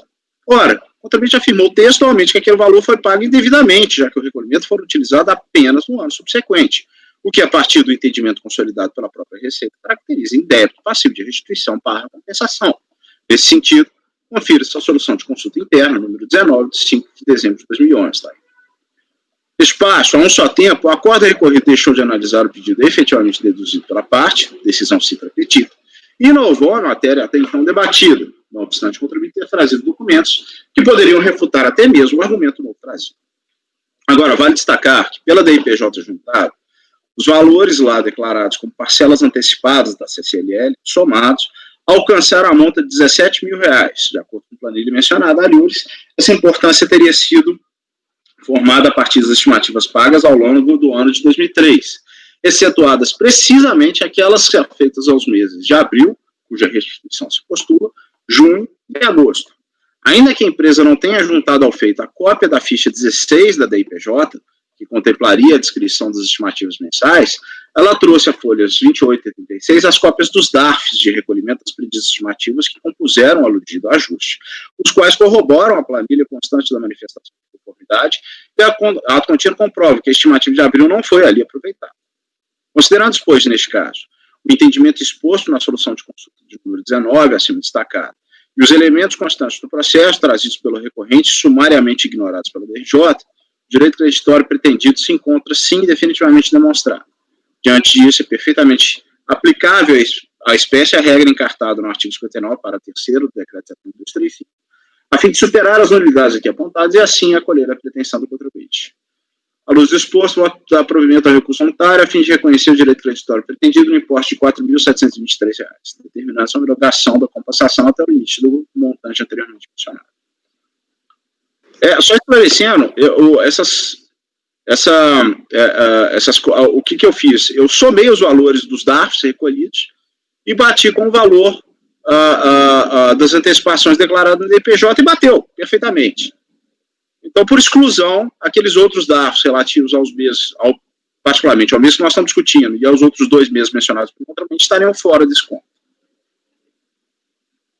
E? Gustavo, só uma dúvida. Porque, de fato, assim, a DRJ, antes da decisão, ela pega lá o débito que ele declarou na DCTF e pega o pagamento e mostra que esse pagamento está integralmente alocado ao débito. Ela fala alguma coisa acerca desse débito? Não. O que ela fez foi o seguinte, Paulinho, ela reconhece, tá, não, beleza, você errou mesmo, era em relação àquela competência, mas ele está alocado para pagamento do débito. Não, eu sei. Não existia, cara. Está alocado, é isso que eu estou dizendo. Ela prova que de fato está alocado, mas eu estou perguntando, o contribuinte fala alguma coisa em relação a esse débito? Esse débito não existe? E porque ele não retificou a DCTF, porque ele confessou na DCTF, ele fala alguma coisa disso ou não? Aquilo que eu te falei, cara, eu realmente não vou lembrar. De fato, assim, a DRJ mostra isso. Ó, você declarou e esse débito, esse pagamento que você está dizendo aqui, está alocado. Ela prova isso. Não, tudo bem, mas como ele não levou isso para a DIPJ, Paulinho, eu considerei isso absolutamente irrelevante. Inclusive à luz da solução de consulta. Ele não se apropriou disso no ajuste. André. Realmente, quando declara na DCTF, automaticamente aquele pagamento fica alocado. Mas o caso aqui, eu concordo com o Gustavo, é como está demonstrado a apuração do saldo negativo. E pelo que o Gustavo explicou, eu dei uma olhada também em alguns documentos, parece que está claro que esse pagamento específico não foi utilizado na apuração do saldo negativo. Então, ele está disponível para poder ser compensado, restituído, ou o que for.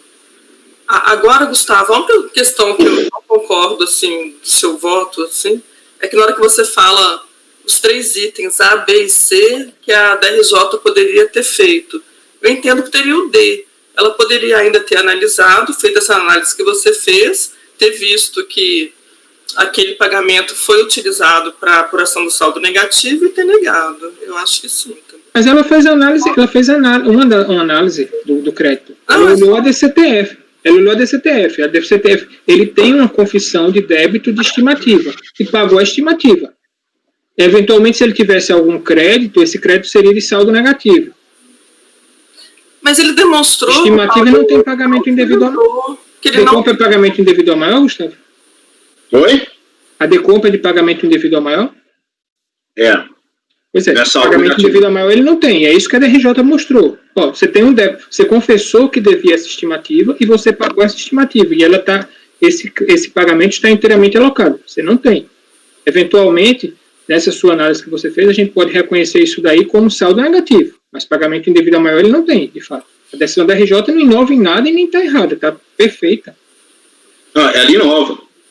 Ela inova porque isso não foi... Ela inova de acordo com o que o contribuinte disse. O contribuinte na Decomp falou, ó, o DAF é esse daqui, o sistema olhou e disse, não, esse DAF não existe. Aí o Decomp, desculpa, porque eu errei aqui no período. A DRJ, beleza, então eu vou analisar o seu crédito. Analisou e não existe. Não tem inovação. Okay, ela poderia ter mandado isso lá para baixo. Gustavo, antes que vocês monopolizem o debate, o Ricardo gostaria de falar.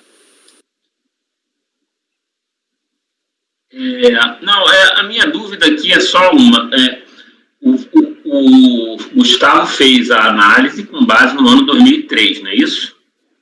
Considerando que ele não se aproveitou da estimativa dessa estimativa na apuração de 2003.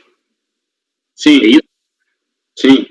Você tem certeza que esse valor que foi pago com o DARF, considerando a estimativa de 2004, não teria sido, de alguma forma, alocado à estimativa de 2004? Mas essa é a discussão. Ele errou. Não, ele errou, ele alega que errou. Mas a questão é a seguinte, os sistemas lá da Receita não alocaram essa estimativa para 2004, esse valor, pelo menos uma parcela da estimativa eventualmente apurada em 2004. É por isso que eu digo, a gente ficar dando provimento para esse tipo de compensação. Ricardo, o sistema, no sistema, que é isso que a DRJ mostra, tem uma tela lá na folha, deixa eu dizer aqui, folha 46, no sistema o pagamento está alocado à estimativa de 2003 mesmo. Agora, você levanta uma coisa aí importante, é possível que o contribuinte tenha levado isso daí para, já que ele pagou como período de apuração 2004, é possível que ele tenha levado isso para a composição do saldo negativo dele de 2004. Isso é verdade. Não, mas desculpa, mas essa é uma discussão que não está nos autos. Isso que, não, quem caberia dizer isso? O que está nos autos, Gustavo, veja só, ele apresentou a DECOMP, informou aquele DAF. O DAF não batia, não existia. Aí ele disse, não, desculpa, eu errei o período de apuração aí. Tá? Então, assim, precisa ver se esse pagamento que ele fez é um débito ou não é um débito. Essa é a discussão. Gente, o problema todo é o seguinte, a DRJ inova. Porque se ela inova, porque se o problema fosse a questão o que ela tinha que ter feito? Ela tinha que ter baixado em diligência e falar, cara, tá bom, então você está me falando que houve um indébito no mês de março de 2003, então me traz a documentação. Ela não faz isso. A unidade de origem não fez isso, daí as minhas 3 ponderações. Outra coisa, foi levado então para o ajuste 2004, ninguém perguntou isso para o contribuinte, e aí está aquilo que eu falei da verdade material no outro processo. É mistério da autoridade administrativa, quando menos, indicar quais provas devem ser produzidas. O ônus é do contribuinte, mas o dever de instruir o processo, ou de coordenar a investigação do processo, é da unidade de origem. Então, o que nós estamos fazendo aqui é fazendo inovação em cima de inovação em cima de inovação. Não, eu não tenho dúvida. A DRJ errou nesse ponto. Se agora a gente for considerar essa possibilidade de ter levado para 2004, tem que baixar em diligência. Não poderia simplesmente negar porque não foi aventado. Questão. Eu vou ficar vencido, porque essa questão não foi aventada. Tudo bem, eu estou dizendo que não foi aventado. Eu estou reconhecendo que não foi aventado. O que eu estou dizendo só é que, uma vez que foi aventada, se nós tivermos dúvida a respeito disso e quisermos esclarecer a dúvida, teria que baixar em diligência. Assim, a gente não poderia negar o direito creditório dele, porque de fato nunca foi tratado isso. Eu não estou propondo que se negue por essa possibilidade de ele ter usado. Óbvio que não. Ele seria que baixar em diligência. Agora, de fato, não há inovação nenhuma em relação ao que a DRJ fez, já que a DRJ está analisando o crédito dele, que a partir de uma informação que ele só prestou na manifestação de inconformidade. A primeira análise foi que a DECOMP dele indicava o mês de março, Paulinho. Todo mundo sabia desde o início do processo. A DECOMP indicava um DAF que estava preenchido de um modo diferente do que ela apontou na DECOMP. Mas o período, a competência era o mês de março. Mas não existia aquele DAF que ele apontou na DECOMP. Isso que resolvido isso, voltasse para a unidade de origem para analisar o direito sobre isso. Se a DRJ já olhou, a DRJ disse, beleza, não é aquele, é esse que você está dizendo, ok. Não, você não tem crédito, você não tem débito. Seu débito, você confessou um débito e pagou esse débito. Você não tem débito. Senhores, o problema é esse, que ele não foi instado a produzir essa prova, gente. Gustavo, só um pouquinho. Eu não quero que se estabeleça esse debate dessa maneira, tá? Numa sessão virtual, os outros não vão conseguir falar. Então, vamos abrir o espaço para a pessoa se manifestar, ela fala, vamos seguir uma ordem, e depois, se for o caso, o relator pede de novo a palavra e contrapõe os argumentos. Mas senão nós vamos ficar num bate-papo entre vocês dois aí. A Mauritânia quer se manifestar, eu tenho um questionamento a fazer. Nós vamos ficar aquele debate da sessão presencial, que não é possível nesse ambiente. Mauritânia. Eu só queria falar que eu concordo integralmente com o que o Paulinho falou. Não teve inovação aí. E a questão de ser instado a produzir prova, o contribuinte, ele deveria trazer prova da argumentação dele. Ele deve saber o que ele deve apresentar para provar o crédito que ele alega ter. Ok. Questionamento para o relator, ou até para quem examinou o processo. Como é que esse débito está alocado a um pagamento relativo a 2003? É 2003, né, o período.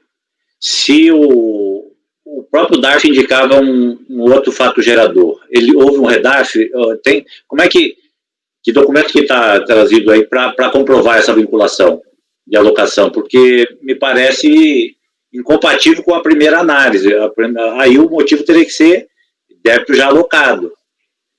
Em algum momento foi feito o REDAF, em que momento que conseguiram fazer essa vinculação entre um pagamento de DCTF com um DARF cujo fato gerador é de outro período. Isso me parece inviável. O erro foi no preenchimento do PERDECOMP. Ao invés de colocar 2003, ele colocou 2004. Não é isso, não? Não. Não, ok. No DAF mesmo. Ele traz uma tela... a minha dúvida? Entendi, ele traz a tela do CIEF. Ele traz a tela do CIEF, mostrando que aquele pagamento, apesar que de fato está lá como PA 30 de 4 de 2004, ele está... Qual é o número desse documento aí? Porque eu olhei aqui... Olha, 46. 46.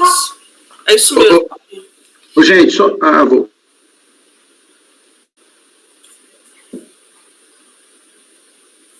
Você congelou, acho que, Gustavo. Estou aqui. Não, vocês perguntaram para mim, perdão. Está no meu voto, eu acho. DARF de folhas, eu acho que no relatório eu falo. 46, página 46 tem a tela do sistema. Aí fala exatamente isso que o Paulinho disse, que está o PA 30 de abril de 2004 e embaixo está alocado para o PA 1º de abril de 2003. Será que ele faz a vinculação pelo vencimento? Porque o período de apuração está errado, mas o vencimento aqui está como 30 de maio de 2003. O que deve ter acontecido... Talvez, em vez de ele colocar pelo fato gerador, ele alocou pelo pagamento, pode ser? Não, o que deve ter acontecido, esse valor estava disponível no sistema, que identificou que tinha um débito em aberto, aí faz a alocação automática. Isso é comum. Isso me parece que minimiza esse risco que o Ricardo aventou. Me parece sim. O resultado final, de um modo ou de outro... Mas, Tadeu, desculpa, não tem... Então, se ele aproveitou isso no ajuste de 2004. Não, mas você veja, Ricardo, que o fato, de fato, ele põe um vencimento de 2003, né? Embora tenha indicado um período de apuração errado, como 30 de 4 de 2004. Se ele fez esse pleito para 2004, o sistema fatalmente indeferiu, porque não existe esse... Se ele tivesse errado a data do vencimento ali, eu acredito, pela vinculação que houve, ele poderia cometer esse engano. Na medida em que ele fez essa associação com a DCTF, me parece que esse dado é minimizado, né? Esse fato é minimizado, ficando mais clara a possibilidade de fato ter ocorrido um erro. Você está em duas telas, Flávio.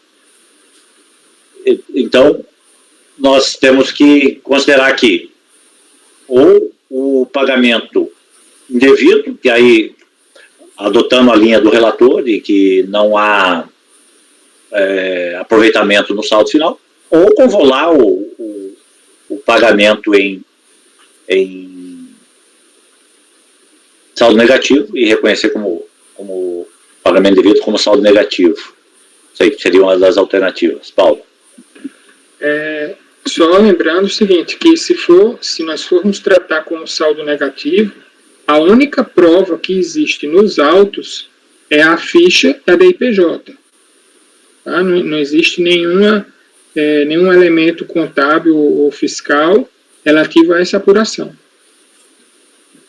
Aí talvez careça de mais elementos. Andréia. Então, eu entendo que além da ficha da DIPJ, tem também os DARFs, com pagamento das outras estimativas mensais, que corroboram a informação que está na DIPJ.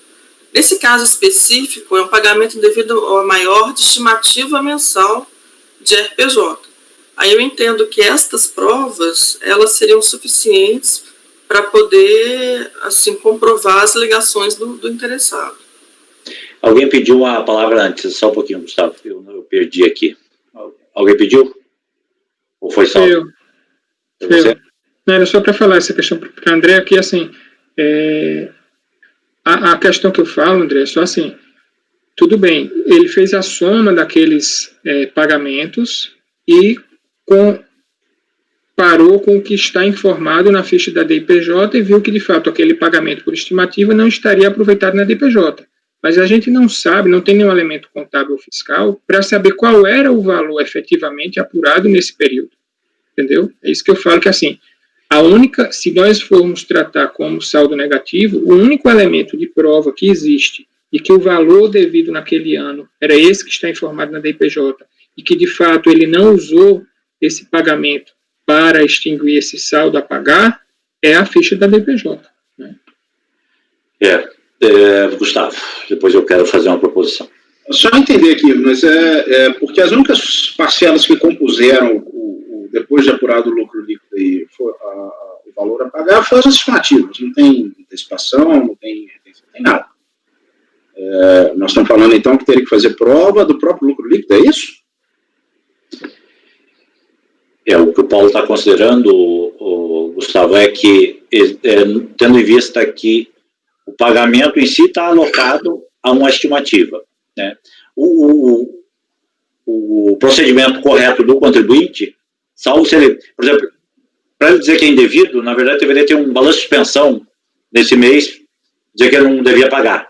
Porque o fato dele não levar para o ajuste não quer dizer que seja indevido lá naquela época, né? Então, já tem um problema aí que, para reconhecimento como indevido, mesmo que ele não tenha retificado DCTF, abstraindo dessas questões, né? E para levar como pagamento indevido, como saldo negativo, aí teria que ter uma prova mais robusta do saldo negativo.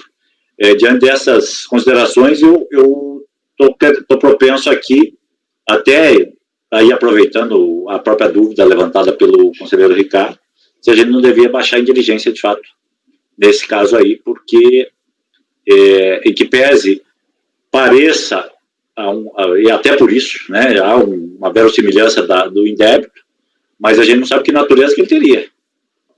E para negar, a gente estaria, talvez sendo rigoroso demais com o contribuinte, né, o processo ficou um tanto tumultuado com essa sequência de fatos. Mas, ao mesmo tempo, para conceder, você veja que tem efeito, inclusive, financeiro, né? O valor é pequeno, mas um indébito de estimativa é valorado a partir do indébito. Um indébito saldo negativo é a partir do final do exercício, né? Então, pode ser que a gente tenha como reconhecer um indébito, mas não necessariamente como estimativa. Fala, Gustavo. Eu vou finalizar a defesa do meu voto. Vamos lá. Primeiro que ele fez esse pagamento no final do ano, depois, no ano de 2004, ele não fez em 2003. Por isso que ele recolheu juros e multa. E por isso que se aplica ao caso a solução de consulta. Nós estamos presumindo que ele não teria que pagar o imposto de renda porque ele não teria lucro líquido negativo. Ele pode simplesmente não ter tido receita nesse período. Todas essas discussões inovam completamente o fato.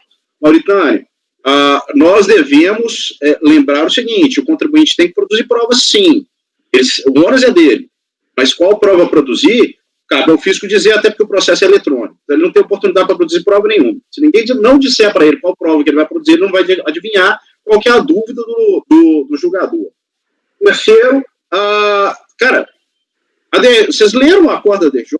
Tem um parágrafo. E ela não fala mais nada. Ela só não está inteiramente alocada. Pô, vem cá, meu pedido é de indébito de estimativa. Qual seria a decisão minimamente razoável? O seu débito está inteiramente alocado, meu amigo. Então, o que aconteceu aí? Você não apurou lucro líquido no período, você não apurou receita, está faltando prova nesse sentido. Você deveria trazer, então, balancete de suspensão, ou, quando menos, trazer os seus livros razão em diário para provar que você não teve receita no período. Ela não fala nada, o que só evidencia a inovação que eu já sustentei. Porque a unidade de origem, ela se calca num único fato. Qual o fato? Esse DARF não existe. A única solução possível, fora dar o provimento desse caso, seria retornar à unidade de origem, ou então, quiçá, fazer a diligência. Enfim, eu estou tranquilo quanto ao meu voto, presidente, eu não mudo ele, não. Eu entendi o seu posicionamento. Só a questão da solução de consulta, para mim, aqui, ela só tem um o intuito, nesse caso aqui, é reconhecer a possibilidade, mesmo nos casos das vedações da 460. Ele não está dando automaticamente o direito à restituição do contribuinte pelo fato de ele ter pago no exercício posterior. Ele diz que pode, inclusive, e afasta as restrições da IN 460. Então, ela não chega a ser decisiva para deferir o pagamento. De fato, aqui, o processo é iniciado com o fato de não ter encontrado o DARF no sistema, né? E daí decorre uma série de atos, uns fundamentados na ação do contribuinte e outros na própria diligência aí da DRJ de certificar se esse pagamento era indevido ou não. Né? Fato é que ele não teve um exame adequado em função dessa inconsistência gerada pelo contribuinte, no erro no preenchimento do DARF. Ele tem uma inconsistência. E isso gera uma série de consequências práticas que afetam o andamento do processo.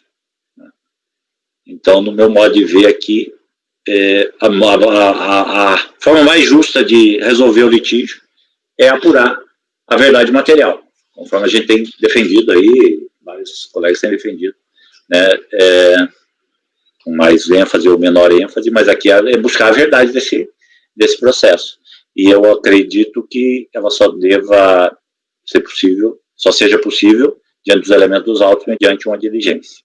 Então, estou fazendo uma proposta preliminar em alternativa aí ao voto do Gustavo, realização de diligência. E vou submeter aos senhores. Paulo. Eu concordo. Eu acho que, assim, se nós fôssemos continuar tratando como pagamento indevido a maior, a decisão da DRJ é perfeita, né? O pagamento está inteiramente alocado, ele não traz prova nenhuma de que não devia esse valor por estimativa. Então, até pelo artigo 6º lá da Lei 9.430, o valor era devido e estava alocado, não existiria indébito nenhum. Mas existe esse início de prova de que haveria um indébito de saldo negativo. Né? E para a apuração disso daí seria necessária a realização da diligência, incluindo nessa diligência a questão suscitada até pelo próprio Ricardo, de que também deveria ser averiguado o ano subsequente, né? Para ver se ele não foi aproveitado lá no saldo do 2004. Eu concordo com a diligência. Ricardo? Flávio. Gustavo, que é o relator. Bom, minha proposta seria no sentido de dar provimento parcial, uma vez que teria superado o argumento de fato do despacho decisório, que simplesmente disse que o DARF não foi encontrado. Acho que considerado esse argumento de fato, a gente poderia ter dado provimento parcial. Mas como eu sou vencido nessa matéria, eu acompanho a proposta de diligência. Flávio? Presidente, eu estou meio calado aqui, mas eu concordo com a posição do Gustavo nesse sentido. Eu acho que houve uma comprovação aqui do indébito e eu não sei, eu tenho que votar pela diligência só ou eu já tenho que acompanhar o... Não, agora é só a diligência. Eu não vejo necessidade, então. Eu não vejo necessidade. André? Apesar de achar bastante razoável a proposta de voto do Gustavo, realmente, se for analisar assim, tem pouca prova. As provas todas levam à conclusão que o Gustavo chegou. Então, pela prudência, eu vou acompanhar a diligência. Cláudio? Presidente, eu acho que em havendo dúvida com relação ao contexto probatório, a partir dos argumentos levantados pelo Ricardo, depois corroborados pelo Paulo, eu penso que o mais adequado mesmo é converter em diligência. Mauritânia? Eu concordo com a diligência. Bem, então, vencendo a proposta de diligência, sim, Gustavo? Pode falar, Gustavo. Está mudo. Antes de finalizar o voto, eu acho razoável também a proposta do Ricardo. Ok, mas a dele foi dentro do contexto da diligência. Alguém mudaria o voto em função dessa proposta? O dele foi no contexto de retornar os autos à unidade de origem. Eu considero que uma vez superado o argumento de fato da unidade de origem, a gente poderia dar provimento parcial para que eles fizessem análise. Eu posso inserir no voto as considerações no seguinte sentido: olha, ainda há uma necessidade de se fazer uma instrução mais apurada, até porque, de fato, o contribuinte não foi instado a comprovar o indébito propriamente. Mas, Gustavo, nós somos vencidos nessa matéria, né? Ontem já tivemos uma situação parecida e fomos vencidos. Enfim, eu posso... Parece que é bem semelhante àquela situação do caso do Ricardo. E até porque tem 3 possibilidades aí. Só para uma menos provável, que é a utilização no período seguinte, concordo. É pouco provável, mas existe. A primeira é ser indébito mesmo. A segunda é ser um indébito de saldo negativo. Você veja que, se você dá um provimento parcial, você dá um provimento parcial para reconhecer exatamente o quê? Então, de qual natureza? Você vai deixar a unidade apurar para dizer qual é o indébito de fato. Para afastar o óbice da unidade de origem, no sentido de que o DARF estaria localizado, ante a inovação proposta, ou enfim, que seja pela DRJ, mas afastar esse óbice e determinar o retorno da unidade de origem para que analise essa questão como indébito de estimativa e intimando o contribuinte a produzir. Ou, inclusive, sob o ponto de vista de saldo negativo, sobre o caso. Paulo, vamos ver se... aí eu deixaria o pau quebrar lá embaixo, mas enfim, seria uma solução, essa não tem um voto vencedor. Nessa linha daí, só se a gente anulasse a decisão da DRJ, entendendo que teria havido uma supressão de instância. Isso foi o que aconteceu lá. No sentido de que, como o contribuinte comprovou aquele erro lá no preenchimento do DARF, a DRJ não poderia ter realizado a análise do mérito e sim deveria ter retornado o processo para que a análise recomeçasse na DRF. Então, assim, essa linha daí teria que ser necessário isso daí, eu acho. Mas a unidade do acordo devolveria para a DRJ, né? Não para a unidade. Várias vezes nós já superamos a DRJ e fomos direto para a unidade de origem. Eu só estou propondo mas aí é quando a gente supera, quando a gente afasta a posição da DRJ. Não há uma nulidade da DRJ, não há um erro naquele julgamento da DRJ, mas a gente entende que aquele óbice, que não é uma questão de mérito ainda, é uma questão preliminar, aquele óbice que a DRJ aponta, corroborando o que já tinha sido apontado pela DRF, não procede. Então a gente afasta esse óbice, que era o mesmo que já tinha sido apontado pela DRF, e aí recomeça todo o processo. Aqui não, aqui são... A DRF apontou um óbice sem entrar no mérito, que o pagamento não existia, e a DRJ analisou sobre outro prisma. Eles, ok, esse pagamento existe, mas está alocado. Então, assim, a única possibilidade disso aí seria a gente entender que haveria nulidade nessa decisão da DRJ, né? Concordo. Acho que na pior das hipóteses, sempre vai voltar para a DRJ, uma vez passando para a unidade de origem. Na unidade de origem poderia até vir a ser reconhecido, já te passo a palavra, Gustavo, até poderia vir a ser reconhecido, mas aí só se o voto do Gustavo fosse conduzido no sentido da nulidade e dizer, olha, ou para que ela chegasse a tal conclusão, no mínimo ela teria que ter baixado em diligência e solicitar, ou devolvida a unidade, aí ela pode até adotar essa solução que nós estávamos pretendendo, que o Ricardo sugeriu, de devolver a bola para a unidade, uma vez que a premissa não se concretizou. Ou faz uma diligência e apura a efetividade do crédito. Não sei se o Gustavo concorda aí nessa linha, de repente, em vez de ir para a unidade de origem diretamente, devolver a bola para a DRJ e fazendo essas considerações. Pode falar? Presidente, a minha solução, a solução do Ricardo, para mim, me parece a mais correta, inclusive para manter incólumes as minhas premissas. Eu entendo, já falei isso antes, diligência não serve para restituir processo. Então, aqui a gente estaria reinaugurando uma fase de instrução via diligência. Por isso que eu me oponho completamente à produção, à realização.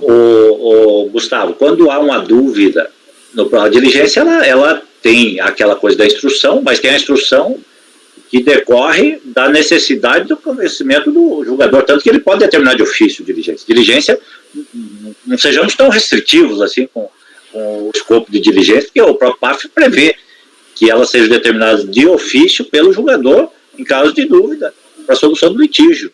Nós não podemos perder muito de vista, senão a gente fica muito formalista, e a gente está dentro de um processo de apuração, de revisão de uma exigência, de um crédito, de um débito.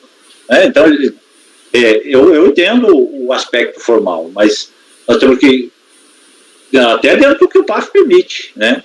O que ele prevê, a possibilidade de uma diligência de ofício. Então, a DRJ poderia ter, ao invés de apressadamente decidir de uma forma ou de outra, diante das circunstâncias do processo, ter solicitado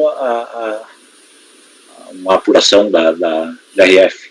Ou ela mesma fazendo, né? Porque, ao fim e ao cabo, a DRJ ela tem instrumentos, inclusive, de instrução do processo, que o meu modo de ver é meio estranho, mas, enfim, ela está dentro da administração, ela poderia ter trazido todos esses elementos, checado se entrou no ano seguinte, trazido a DIPJ, feito a complementação, né, se ela não queria devolver essa bola para a unidade de origem. Mas o Flávio queria falar, Flávio. Mas a ideia,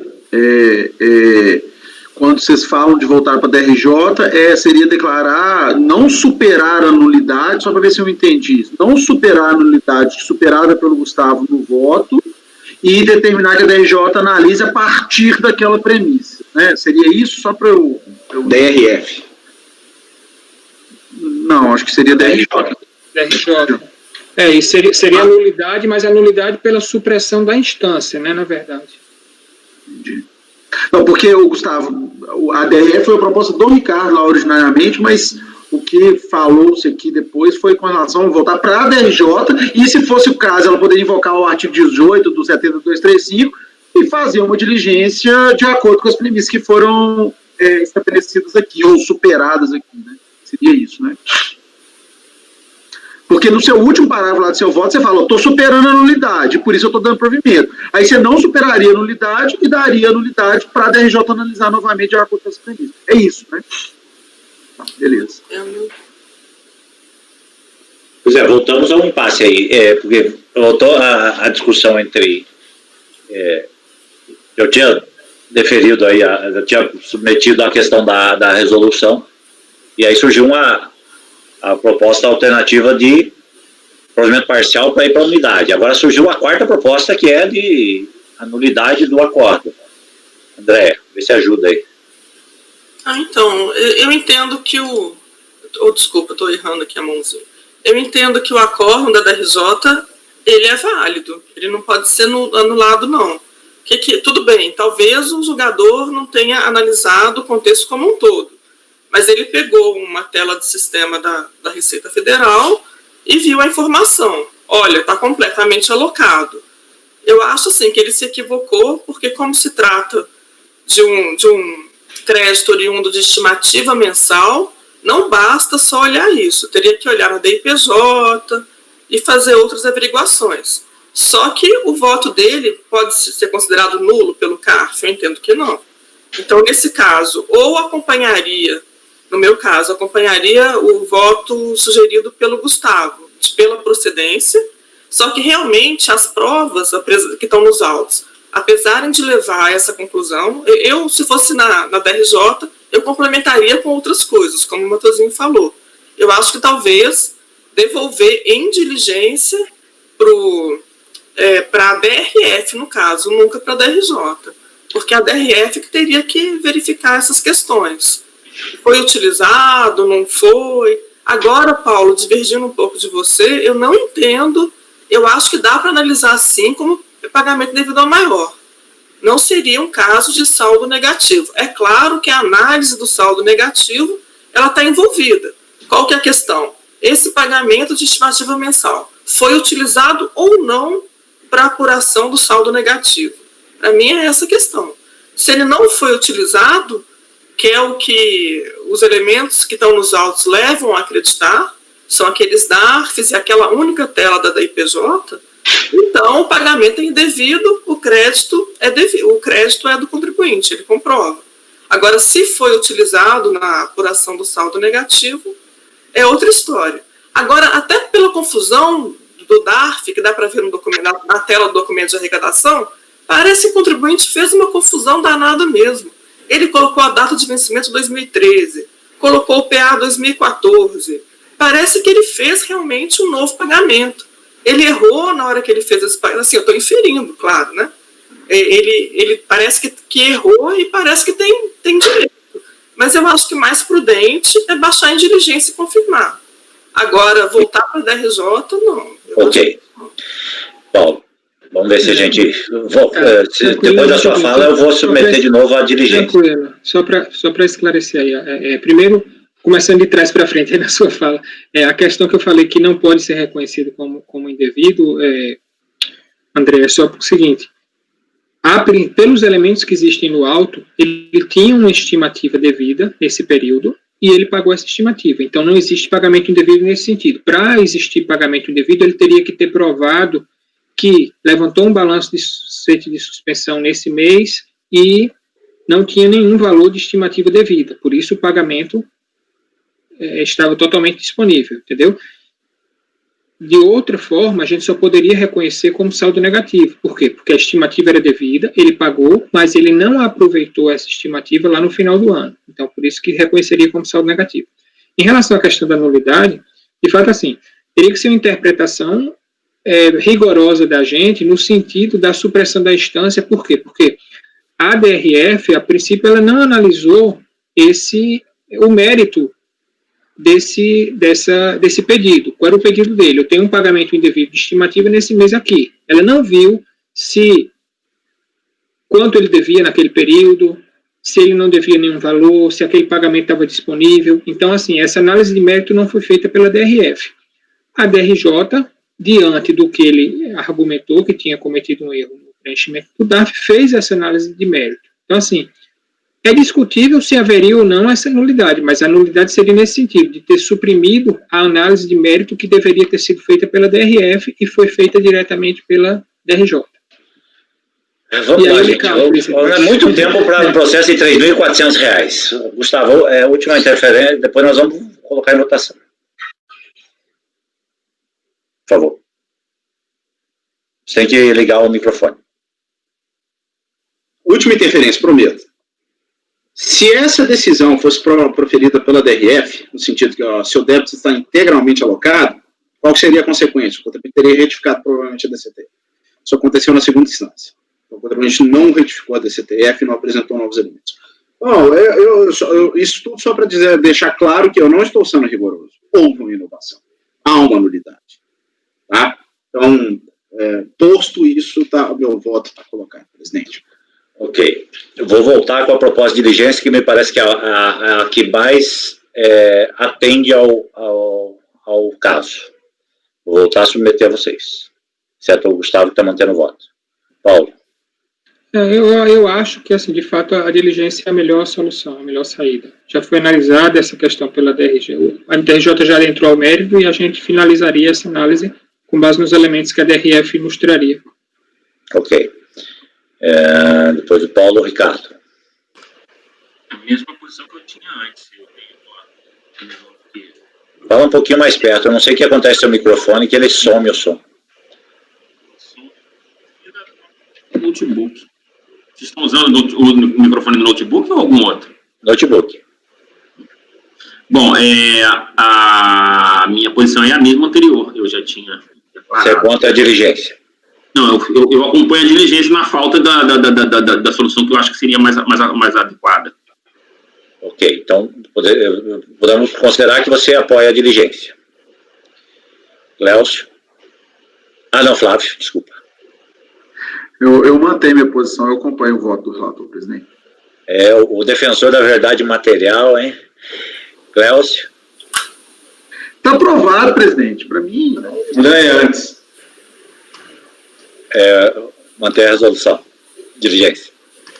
Andréia antes, presidente. Desculpa. Tudo bem, a gente não precisa ser tão rigoroso, Andréia. Então, também. Eu mantenho pela diligência. Ok, Mauritânia. Continuo com a diligência, presidente. Então, vamos fazer essa conversão, devido à vênia aí do relator, fico convencidos Flávio e Gustavo. Como eu fui o proponente e insisti na hipótese, e o Paulinho já está com 2 votos vencedores, eu me designo o redator do voto da resolução, tá ok? Então, por maioria, converter o julgamento em diligência, resolve o colegiado, vencidos Gustavo, que é o relator, e Flávio, designado para redigir o voto, conselheiro Luiz Tadeu. Vamos fazer um intervalo de 10 minutos, gente? Apoio. Solicito, então, a interrupção da gravação. A gente vai parar por 10 minutos lá. Interrompendo a gravação.